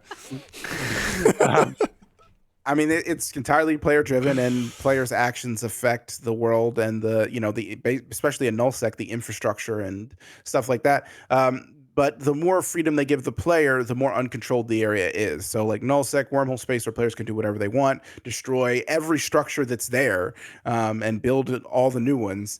There are no consequences, right? You can do, the only other consequence is what other players determine the consequences are for your actions. the more controlled areas like low sec and high sec, the player agency starts to get taken away. You cannot destroy any building you want. There are some that are protected that you cannot, no matter how many times you shoot them. Well, they're not really okay. I wouldn't say maybe they're not. They are protected, but more in the way that like a bunch of ships are going to show up and NPC ships are going to show up and just blow you up instantly. But yeah, I mean, they've created these systems to protect certain things. And I mean, we don't, like you said, we don't know about, Ashes of Creation, what they plan on doing. But from the little bit that I do know, it does seem like they're being more open about it. Like you can just do what you want. I don't think one player is going to be able to topple a civilization, like be able to topple a city by himself. But you never know. We'll see. There could be spies. I mean, I'm fascinated to see how this actually works, because in a very much smaller scale, which didn't even happen, right, in ESO, not to bring up ESO again, but remember, you're talking about the enforcers, aren't you? I'm talking about the enforsers. So when ESO, that was the biggest missed opportunity ever. I'm so sad about this. So the concept was that, when you're a thief in ESO and you steal something, a guard can see you and then you get bounty, run after you get arrested, right? you get attacked, depending on your level. Make like a police officer role, right, in ESO, where if you saw somebody stealing something, you could actually like run after them and like. You got a whole tree, a whole skill tree and talent tree that was dedicated to being an enforcer of the law. So people out there who were like pickpocketing NPCs, killing NPCs, stealing things, picklocking chests, breaking into homes, all that stuff exists in ESO, right? This is amazing. This is one of the great things about ESO. It's very much like it is in Skyrim. You work up your lockpicking skill. There's all these talents for it. You break into things. You try to pick lock or pickpocket somebody. You have a certain chance. People can see you. If they see you, then they'll call for the guards. You'll get bounty added to you. If your bounty crosses a threshold, you become kill on sight by the guards, or they'll arrest you. And if they arrest you, they steal a bunch of money and every stolen good that you have on you. And there's so many cool things that exist in that.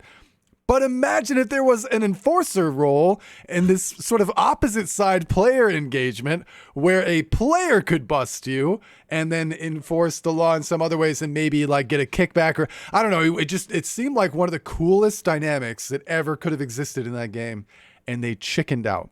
That's literally what it is. They were like, we're afraid of like the dynamic that could be caused by this, and they chickened out. I think it would have been amazing, and I wish at the very least they would have tried it. Yes, because God, have you ever seen or imagined something like that in an MMO? Like never before. It would have been so cool to see sort of how that goes.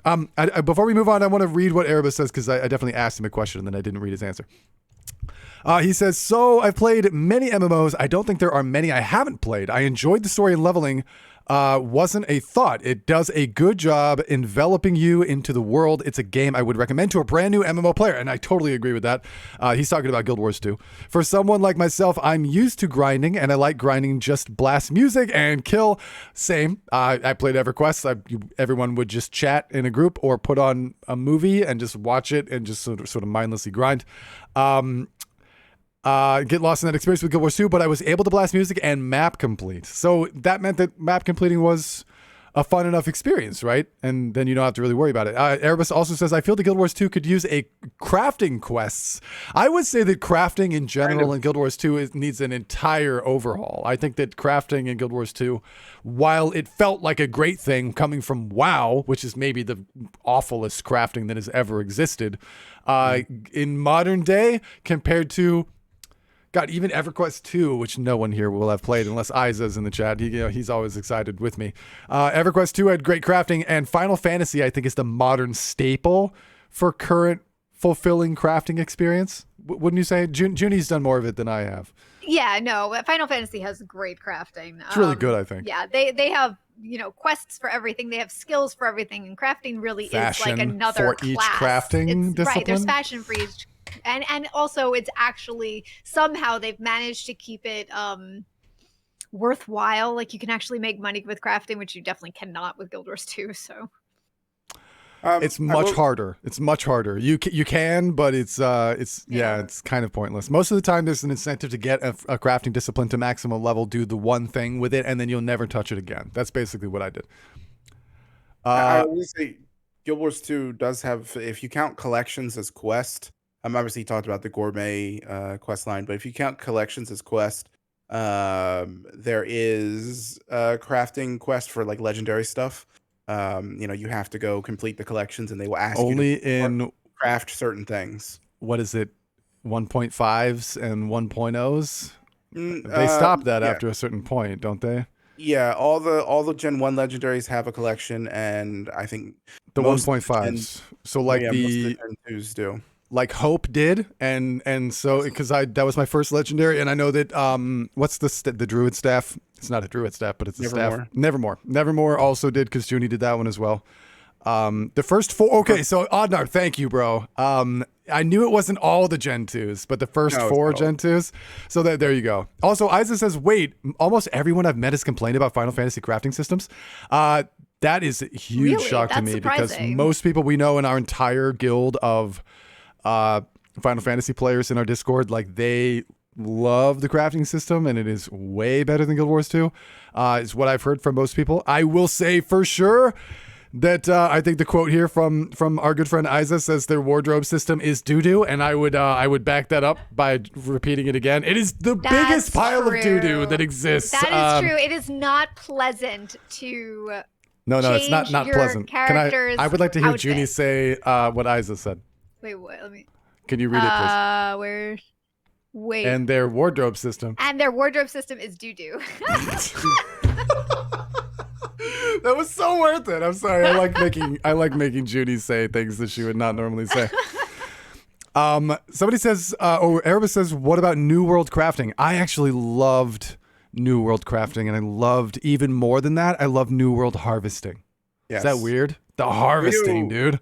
I enjoyed that too. No, it's not yeah. weird. It's not weird. I want to do a whole podcast on the positives and negatives of New World. And the best thing, I'll spoiler right now, the best thing about New World is the harvesting. And the harvesting mechanics and visuals are all fantastic. They're all top tier. The thing that puts it over the top is the sound. The sound design for harvesting in New World is the best of any game. Forget about MMO. Any game. What about Stardew Valley? Oh, I haven't played Stardew Valley, but I doubt it could beat New World. I don't know. Those gathering and tilling the soil is really spot on. We don't talk about that game here. Let's see. Hope, Chuka, Nevermore, and Astrolaria, says Oddnarv. Okay, so those are the first 4 Gen 2s that actually had collections. Penny says, unironically, my favorite legendary is Chuka and Chumpawat. The collection was so cute and fun. That's awesome. I wish there was more of that, because even in the questing thingies that kind of exist, right? Like all the Gen 1s and everything, how many of them, Junie, are actually worth doing the quest instead of buying the precursor? It's like two of them or something. That was the most sad thing for me, because I love the fact that there were collections. That's like the one part of the whole Guild Wars 2 crafting experience that I actually enjoy. And it's so small compared to just like dumping resources. And I actually made, I think I did it out of just like principle. I made the precursor anyway. Even though it was like 90, 100 gold. Yeah, cheaper to because buy I the wanted other the one. experience. Like that was the one fun part of the whole thing, and I was just like, I'm not gonna just buy this. That's silly. Someone's about to start ruining their life with Stardew Valley tonight. Oh my. Wait, what? Where? What? Nothing. Where did I see this? What I are don't you? know. Oh, there it is. I'm about to start my first playthrough. Oh, really? Oh, you're gonna have so much fun if it's your Junie first is an playthrough enthusiast. too. That is like golden time. Pull out the thing behind you. She just did. Started to put together like an unboxing YouTube video of her Stardew Valley board game. I want to say, is it a board game? Junie loves Stardew Valley. In fact, there was a Ko-Fi reward for our Ko-Fi, where somebody made me play Stardew Valley on stream, and it was laugh out loud hilarious. You guys should go and watch that VOD, because it was actually really funny. There you go, Junie. Thank you. You guys played the Stardew Valley board game yet? No, I haven't. I haven't done it. I mean, we should play it at some point. That sounds. Yeah, Erebus, there's a board game, and Junie in order loves to get board Merrick games. to do that, I'm probably gonna have to like. You're gonna have to subscribe to my Ko-Fi. Ko-Fi. Yes, you are. By the way, if you guys want to subscribe to our Ko-Fi, it's the best way to support Junie and I. There is a board game. I ordered it like a year ago. It took 10 months for them to make it. Like they're making it in batches. So you should check it out on their website. Erebus says, so where are we meeting? Nice. We live in New York. Yes, if you're in come New to York, man. we'll play some Stardew Valley. See if people are interested. There you go. So I guess before we wrap up questing, how do you guys feel about daily quest? I mean, that's an important part of questing. We should talk about that. I hate it. I hate it so I don't much. like it. The creation. I watched the creation of daily quests. It didn't exist, and then it existed, and then it became popular, and then it became like prevalent everywhere, and I hate it. It turns the game. That was the beginning of me seeing what I like to think is what changed games into mobile games. Like this mobile garbage that I can't stand that style of gaming. And it all started with daily quests. It's like, oh, I got to log in to do my dailies. I have this responsibility to do this stupid monotonous thing every single day. And if I don't do it, then I have lost something. The only thing that I don't hate, which some people might still hate on the same, plane, is the daily login rewards. Daily login rewards does not bother me. That is one thing, but like the fact that, like, for example, I've been playing Guild Wars 2 for 10 years almost, right? It's coming up on 10 years. I made my first character in the head start. I was there in the very beginning, but I've got like so much less AP than everyone because I don't do my daily quests for achievement points. And the farther you fall behind in that, or the later in the game that you start with that, or it is a system that just kind of keeps you feeling like you'll never be enough unless you've never dropped the ball ever. And I hate shit like that. At least with the daily login rewards, that is a daily thing that resets every month. Like a lot of games like ESO, they'll put something cool in the daily login rewards and they'll put it late in the month. So you have to try to get it like you have to log in every day until you get to that point. But at the end of the month, it starts over. If you had a bad month, you weren't playing the game that month, it's just a different thing. But I don't like that responsibility feeling like, I don't really want to log into Guild Wars 2, but I have to because I got to do my dailies. Well, right. Not only does it feels like a job, but also do dailies count towards your achievement points? Yes. They do. Right. Yeah, exactly. Which is, I just want to double check because that's now to give them credit. There's a cap though. But you can never like just feeling so far behind with the achievement points. Like even if I go achievement hunting with like things that are static, right? Or evergreen, like that kind of stuff. But I can't, I'll never be able to catch up to people who've been doing dailies for like 7 years. Yeah, Lost Ark, remember how I told you that I felt like daily quests was the start of what caused games to feel like chores and mobile games? Because that's what mobile games are. That's literally what they do. That's it. Lost Ark, I feel like, is like the culmination of that. Like there's so much of that kind of stuff in Lost Ark, and those systems are what, like, I didn't even get to most of them, man. I didn't even get to most of the systems, but I was just hearing it from everyone constantly. Like hearing them talk about the game stressed me out, and I didn't want to play it. Like that's literally what happened. It's crazy. Oh, do you still not like dailies? Because we're talking about Lost Ark, a lot of the progression dailies are tied into doing end game content. So you're doing most of your progression with dailies is end game content. There is progression with dailies that are not that. In Lost Ark, you mean? Boring, yes, that are the normal, boring, monotonous stuff. But the majority of the progression is tied to doing end game daily content. Would that make it more fun for you? Would that make it feel like less of a chore? Because I can tell you, I don't like the idea of that, but it has made it palatable for me. I am still playing Lost Ark because the dailies are pertain to your particular game mode. So therein lies the problem, right? So again, you ask me that question, and I have two answers. One is for me personally, and the other is for everyone. Because right now in Guild Wars 2, there's no dailies that work like that for raids, right? So the game content that I'm doing, I miss out on those dailies constantly, and I'm the one who's raging, and the guys who do open world whatever that they do are perfectly fine with this system. If you gave only the raiders the content where they were doing that every day, like you said, would it make it better if it was end game PvE content that was the daily requirement? That would be fine for me, but I still think it's a terrible idea because then there's all those people that don't want to do that stuff and feel like they have to log in to do that thing that they don't enjoy quite as much every day to try to do that. I just think that the whole system is flawed. I don't think it's a good way to deal with that at all. I agree. Let's see. Isa said, Penny says, I'm slowing down hard on Lost Ark. It's exhausting. Chores are doo-doo. I've never said doo-doo so much in my entire life. So yes, it feels like a chore. And then you kind of like grumble about I hate grumbling about a game as I'm logging into it. And there's a lot of times where that happens because of stuff like that. I also hate missing, and Lost Ark does give you some breaks where if you miss a day, they give you bonuses and stuff. So it's not like you have to make it every single day. But I missed a day. I missed 2 days basically. I missed a day and I got my bonuses, and then the next day I missed that as well. And that just felt bad. Like, like I'm progressing with someone else at the same time. And I knew that because I missed that day, it was just a couple of days ago. I knew because I missed that extra day that odds are they were going to, if they were lucky with their RNG, they were going to progress faster than me because they didn't miss that day. And I was just like, what am I supposed like that? That just feels bad. Feels bad. It feels bad. Like I want to have the freedom to take a day off or take 2 days off, or stuff happens, right? Like stuff happens that you just can't make it for a couple of days or even like a week. And losing that progression is not, to me, it's not an acceptable negative to, because there should be positives and negatives for anything, any decision that you make. And that's not an acceptable negative. That's punishing the player too much for just trying to do normal life stuff, No, I agree completely. Also, what's up, Maple Mesmer?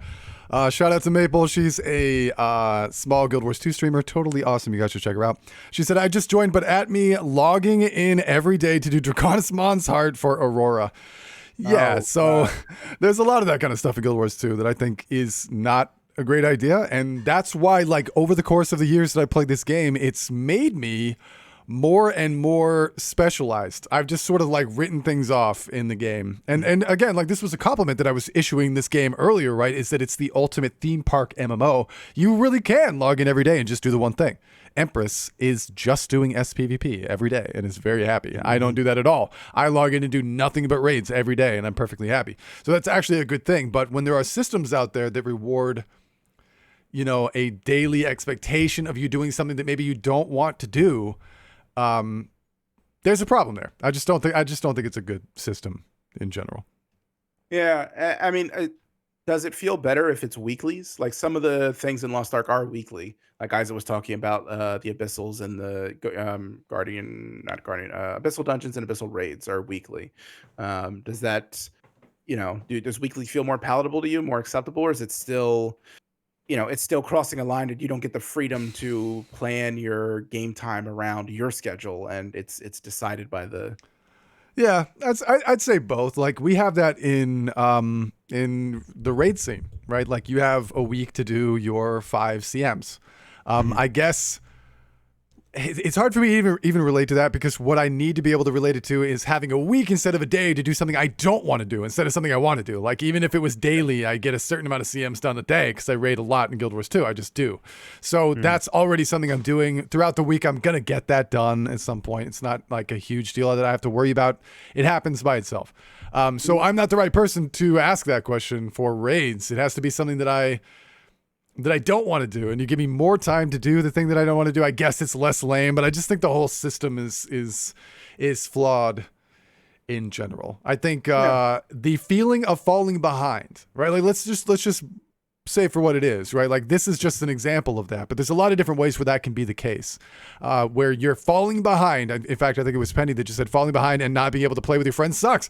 So like there's that reason for a lot of things. If you feel like you're falling behind and there's not much you can do, regardless of the system or regardless of what it is you're falling behind in, it's just always going to feel crappy. And some of the bigger discussions that usually come up that I'm surprised hasn't come up in our talk about leveling experience in a game is the treadmill experience of like leveling in a game up to a certain point, and then like you can fall behind in that way, and how much when new content comes out having to level again, is that sort of to reinvent that experience. Like Guild Wars 2 omits that, right? Like you don't have to do that. You can basically get to just sort of hip hop through the story bits and then be done. You don't have to do anything excess of that. But in World of Warcraft, you're starting that whole leveling experience all over again, and sometimes that can be like an arbitrary way or an artificial way rather of like catching you back up to people and starting over again. And there are systems like that in place that I like, that feel like you can sort of like, it evens the playing field again with people.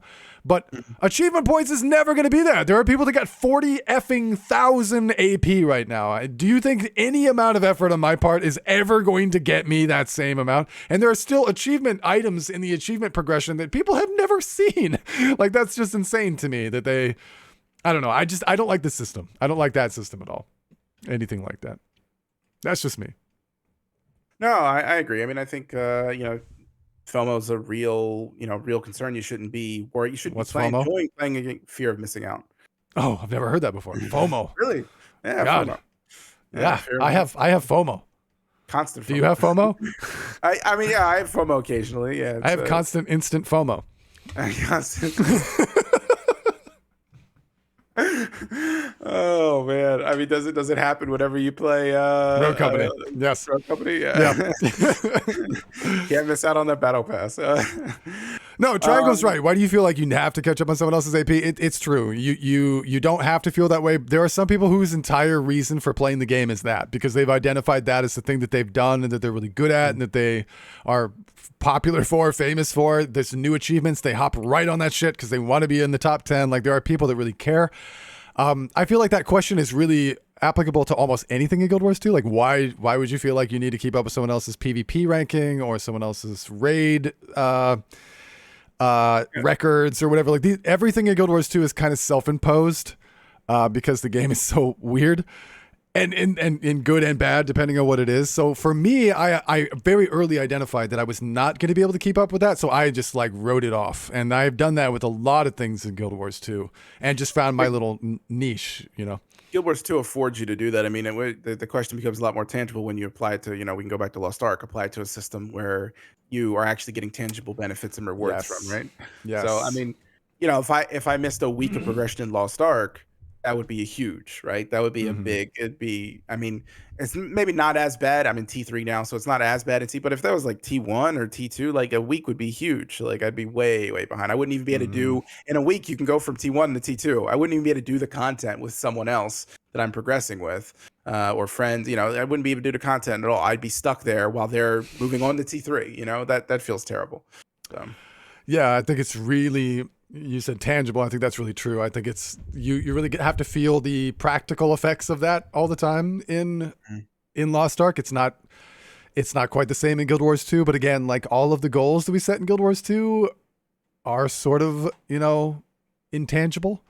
So it's just kind of that thing. I love what Penny said though. It says FOMO when I'm at work and I see all my friends in Discord. Sadbase. That is the most relatable thing ever. Yeah. I totally know what you mean. Yeah, that's a thing. For example, I did not get a chance to log in today and try the new CM. Did you guys try the new CM?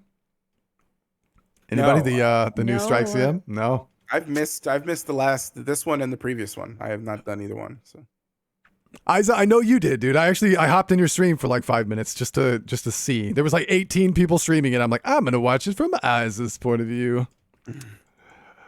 But yeah. I mean, I think we've probably fleshed this out enough. I'll tell you what I really want.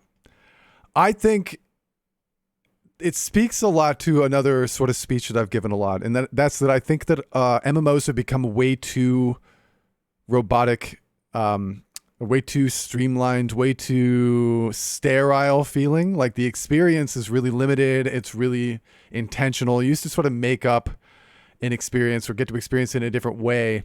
Here's the example that I talk about a lot. Guild Wars 2 is a great game. The combat system is amazing. The story is cool. There's a lot of varied content. Like I said, it's sort of a theme park MMO.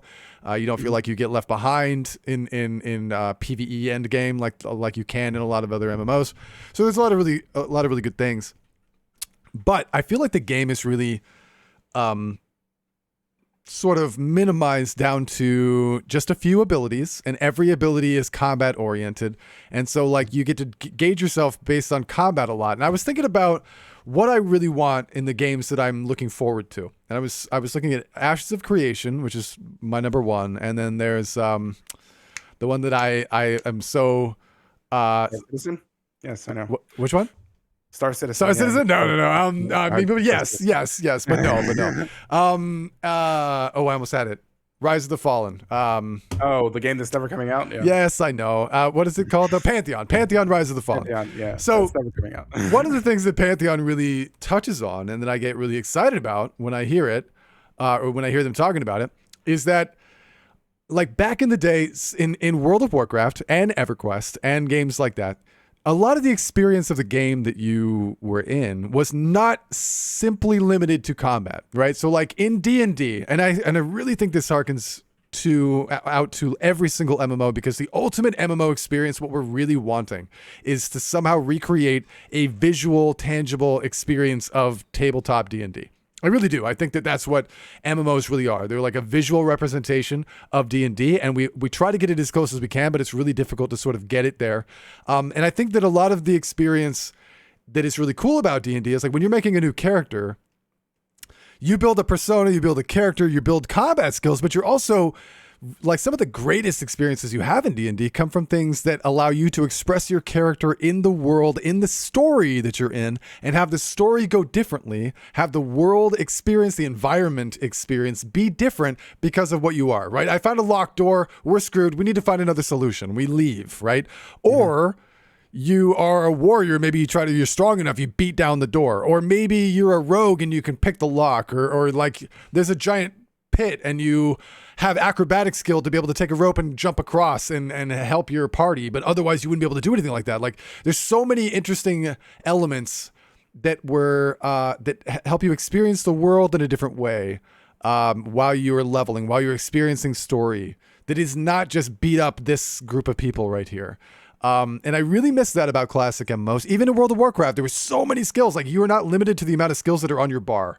You actually have like a huge amount of skills to fill up like 80 bars, right? And they're always there. You're not having to trade them in and out. And some of them are pure flavor. Some of them are pure experience or RP. Some of them are convenience and not combat. One of them just might let a shaman walk on water so we can run across a lake instead of somebody else having to swim, which would be way slower. Or the mage that can just jump off a cliff and do slow fall on the way down, when the warrior has to run zipping around back and forth all over the place. There's like a million different ways to experience the world in a different role-playing way based on the choices that you've made and the character that you've designed, be it class or other, archetypal changes that you've made when you're designing that character. And I really miss that. And I'm really looking forward to things like Pantheon and Ashes for an experience of choice. And like I said, like, when I envision an experience of leveling or questing that I really like, it's getting to tackle that leveling and questing differently based on the choices that I've made and the class that I've become. And in Guild Wars 2, I limit that to exactly one skill. And it's Portal. Portal from a Mesmer kind of affects, it's purely utilitarian. It does affect the way in which you get to experience the world a bit. That is a flavor limited almost solely to Mesmer. But outside of that, everything is really designed for combat. And it's a very good combat system. But man, I would love a real role-playing, real immersive gaming Dungeons and Dragons-esque experience in an MMO while I'm leveling. Then I was just going to enjoy that process all the way. You know what I mean? Like, you don't need to get to max level in D&D to have fun. I want that role-playing experience as we go. Don't trivialize it, Yeah, you want more role-playing choices throughout the story and the leveling process. You want your decisions to be more impactful and have effects down the road for, not choices. That's yourself. Another thing. So how about just story choices? It doesn't need to be class-based. When like Guild Wars 2 and a lot of other games, they try to like fake it. They fake choice on you, which feels cool the first time you do it. But after that, you're aware. You've seen behind the curtain. You know that Oz is not real. Okay, there's no choices. I want choices. It's the illusion of choice. Oh, dude, Lioneer, I was gonna raid you, bro. Sorry you ended the stream. But thank you for the raid. Guys, shout out to my friend Lioneer, really great guy, streams multi-games and Guild Wars 2. I now have to choose another person to raid when we're done.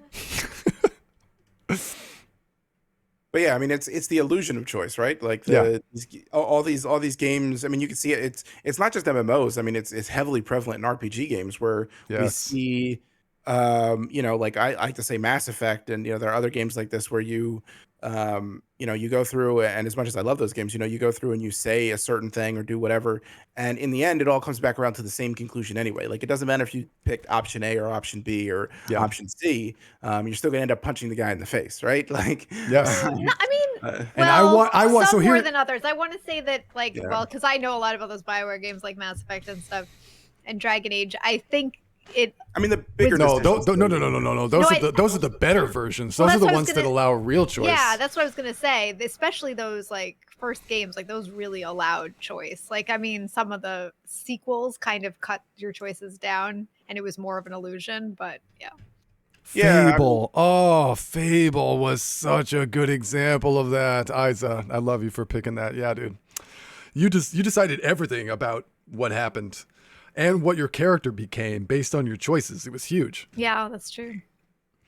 Yeah, and speaking of choice, Lost Ark does a weird Chris thing K, where what's up, sometimes dude? you don't. They give you a choice, and it's not even a choice. Like not an illusional choice. You can pick either one, and you end up at the same option. But where the conversation with the NPC ends because you picked the wrong dialogue, and you have to go through and do it again with the correct dialogue options, right? Like that Yep. feels incredibly odd that a conversation will just end with an NPC, and not like if the NPC was upset that you said something that wasn't correct and that they weren't happy with, why am I going through and having the same conversation with them again, right? That's not even an illusion of choice. That's like why is that an option? Like why is that Dude, even an option? Do you want to know the ultimate example that we can all relate to in the illusion of choice that's just going to make you cringe? Do you remember when we all started playing Guild Wars 2 and we're just so enamored with all the choices that you made at the beginning of the game when you chose your character, right? Yes. Huge choices that seemed huge, right? And some of them do impact the story that you get to do, which I actually think is amazing and should be done way more of. But here's the most egregious. Do you remember Charming, Noble, and Ferocity or whatever? Yes, and the choices you would make in dialogue. Dude, I was like, it was. Did that not seem like it was gonna be huge But and it was. awesome? It was supposed to be something. Weren't you like was totally tallying fake. up the decisions You that you were. were making, and then they just never did anything with But it? it was all a lie. It became nothing. But it was such this great idea. You could see them on your character sheet at one point. I don't. At one point, you could see the total of the choices you had made, but it had no impact at all. No. And the other ones have some Yo, impact, Hughes, but not that what's up, much. I mean, dude? I'm the one. The only one that comes to mind is when you're in because I mean, we raid a lot. Is when you're in Wing 4 and you're like, I said I'd never go back to jail. This one's for you, Saratine. Yes. Which by the way, is literally standing right next to the only experience that I can remember in the entirety of Guild Wars 2 that actually touches on what I mentioned before about the roleplay experience, non-combat, of the kind of character that you chose to make, which is that if you are a thief and you walk into Samurag, you can pick the lock. Lock, meet, thief. You happen to have a thief in your party and you get to experience something in a role-playing way based on the class that you chose that is not combat-oriented, which actually not only affects you, but spares the entire group from having to do something they don't like to do. These are cool things, and there should be way more of that in this game. And the thing you were talking about, like the ferocity and Charming the personality impact could have been an entire system, which could have defined the game in like the coolest way ever. I'm so bummed that did not become a thing. Yeah, I mean, I think that they had a lot more plans for like the player home instance and stuff like that would have involved that, and maybe NPCs, and because there are NPCs that show up in your home instance, right? Like they're obviously pets and stuff like that, but there's a couple of other NPCs that I've seen in the home instance, and I think that they wanted to do more with that system and progress that further, and just once the game came out, they realized that this was something they had to axe because it wasn't it wasn't a priority. They needed to get end game content. They had lots of other priorities. Yeah, I mean, you're not wrong about that. It also is sort of like an MO for ArenaNet, right? Like they have that. They have really and you got to give them credit for this, right? Like they have huge aspirations, and they do push the envelope in some really awesome ways, and sometimes it actually nets them with something really cool that's never been seen before, and it really defines their game in this great way. But oftentimes what they're most remembered for are the systems that they tried to implement, half-ass implemented, and then never came back to fix or finish. So it's unfortunate, because that is definitely one of those for me that doesn't get talked about a lot, but I think it's one of the saddest ones, because that really would have been awesome. And Maple says, are you saying that it isn't a thing? What a bummer. Yeah, it's not. I don't know if you've gone too far with it, but I also picked Charm all the time on my Mesmer, and I wanted that to like be something cool. Oh, another example, just since we're actually giving them credit for things. If you were, and this is such an awesome thing, do you remember what it was like if you picked or if you played a Sylvari in the storyline of Heart of Thorns? Yeah. Because there were like little moments there. Yes. Which were cool. And again, it was the kind of thing where I was like, this is awesome. I wish it was way more of that. I thought it was going to be bigger than it was. But at the time, enough years had gone by that I was just happy to see any of it. And I wish that there had been and was more of it. So much of what happens in Guild Wars 2 is racial, right? Like if you're an Asura or Char, like the whole Char thing and the Norn thing, like it would have been awesome. They even did like sound bites though, like where if you walked into a place with a Sylvari that like, you know, Mordremoth was speaking to you. Yeah. Oh, you're right. He spoke to you in your head. That was so cool. But I always think that's one of the biggest missteps Guild Wars 2 has made is that, I mean, you know, there was lots of things they could have done with the story, but they seem to have positioned themselves to they had an opportunity where they could have made a lot of these stories about the different races and not about, you know, dragons could have been the behind the scenes thing. And instead, the Heart of Thorns, instead of it being about Sylvari, which I felt like it should have been, it ended up being about Mordremoth. Mordremoth could have just been the catalyst in the background that enabled the story being about the Sylvari. And at that point in time, I didn't, because it was the first real additional Elder Dragon after Zaitan. I was fine with the way things were going. I was hoping they were going to build on it. But then what they did was they put a hard cap on Mordremoth, and then started the next dragon, and then started the next dragon, and started the next dragon. And we're just, you know, maybe not. Also, I just want to say Saizon is human male. Human male fan out there. Saizon. Okay. Generic fantasy man. You and me both, buddy. All my characters are human males. I have an Asura or two, I think. He thinks. I think. And also, Penny, I actually think that Sylvari are one of the coolest races ever added to any MMO ever. And in case you guys are not aware of this, the Sylvari were initially elves. In fact, what's her name? What's the main character? The main Sylvari chick from... I forget her name because it's been forever. I can hear her voice. Kaith. There's a ton of Guild Wars 2 art when the game was coming out that showed her and other Sylvari as elves. They were just normal elves. That was a decision that came later that ended up becoming a huge change to make them Sylvari.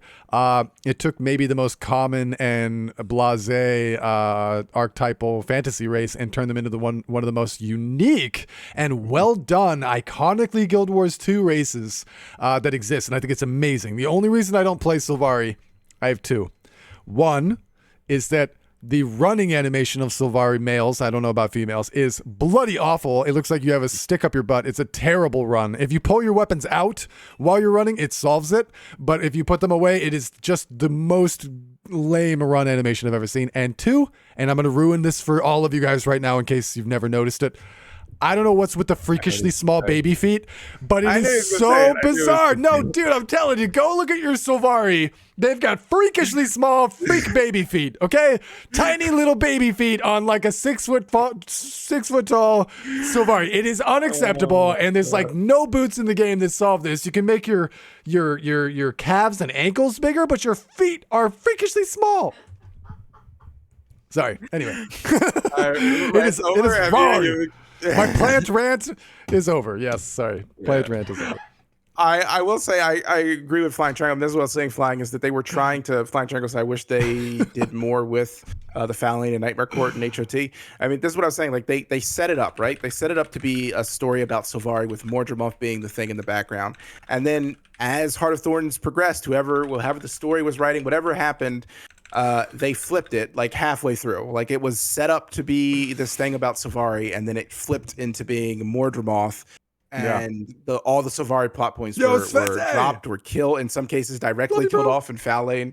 And you know, I feel like that not only was that an opportunity to make the story in Guild Wars 2 more interesting and diverse, because we would have been focused on races and not just elder dragons, where the only diversity in there is do they shoot ice or, I mean, there's more diversity there, but they kind of boiled it down to they shoot ice or fire or, you know, whatever.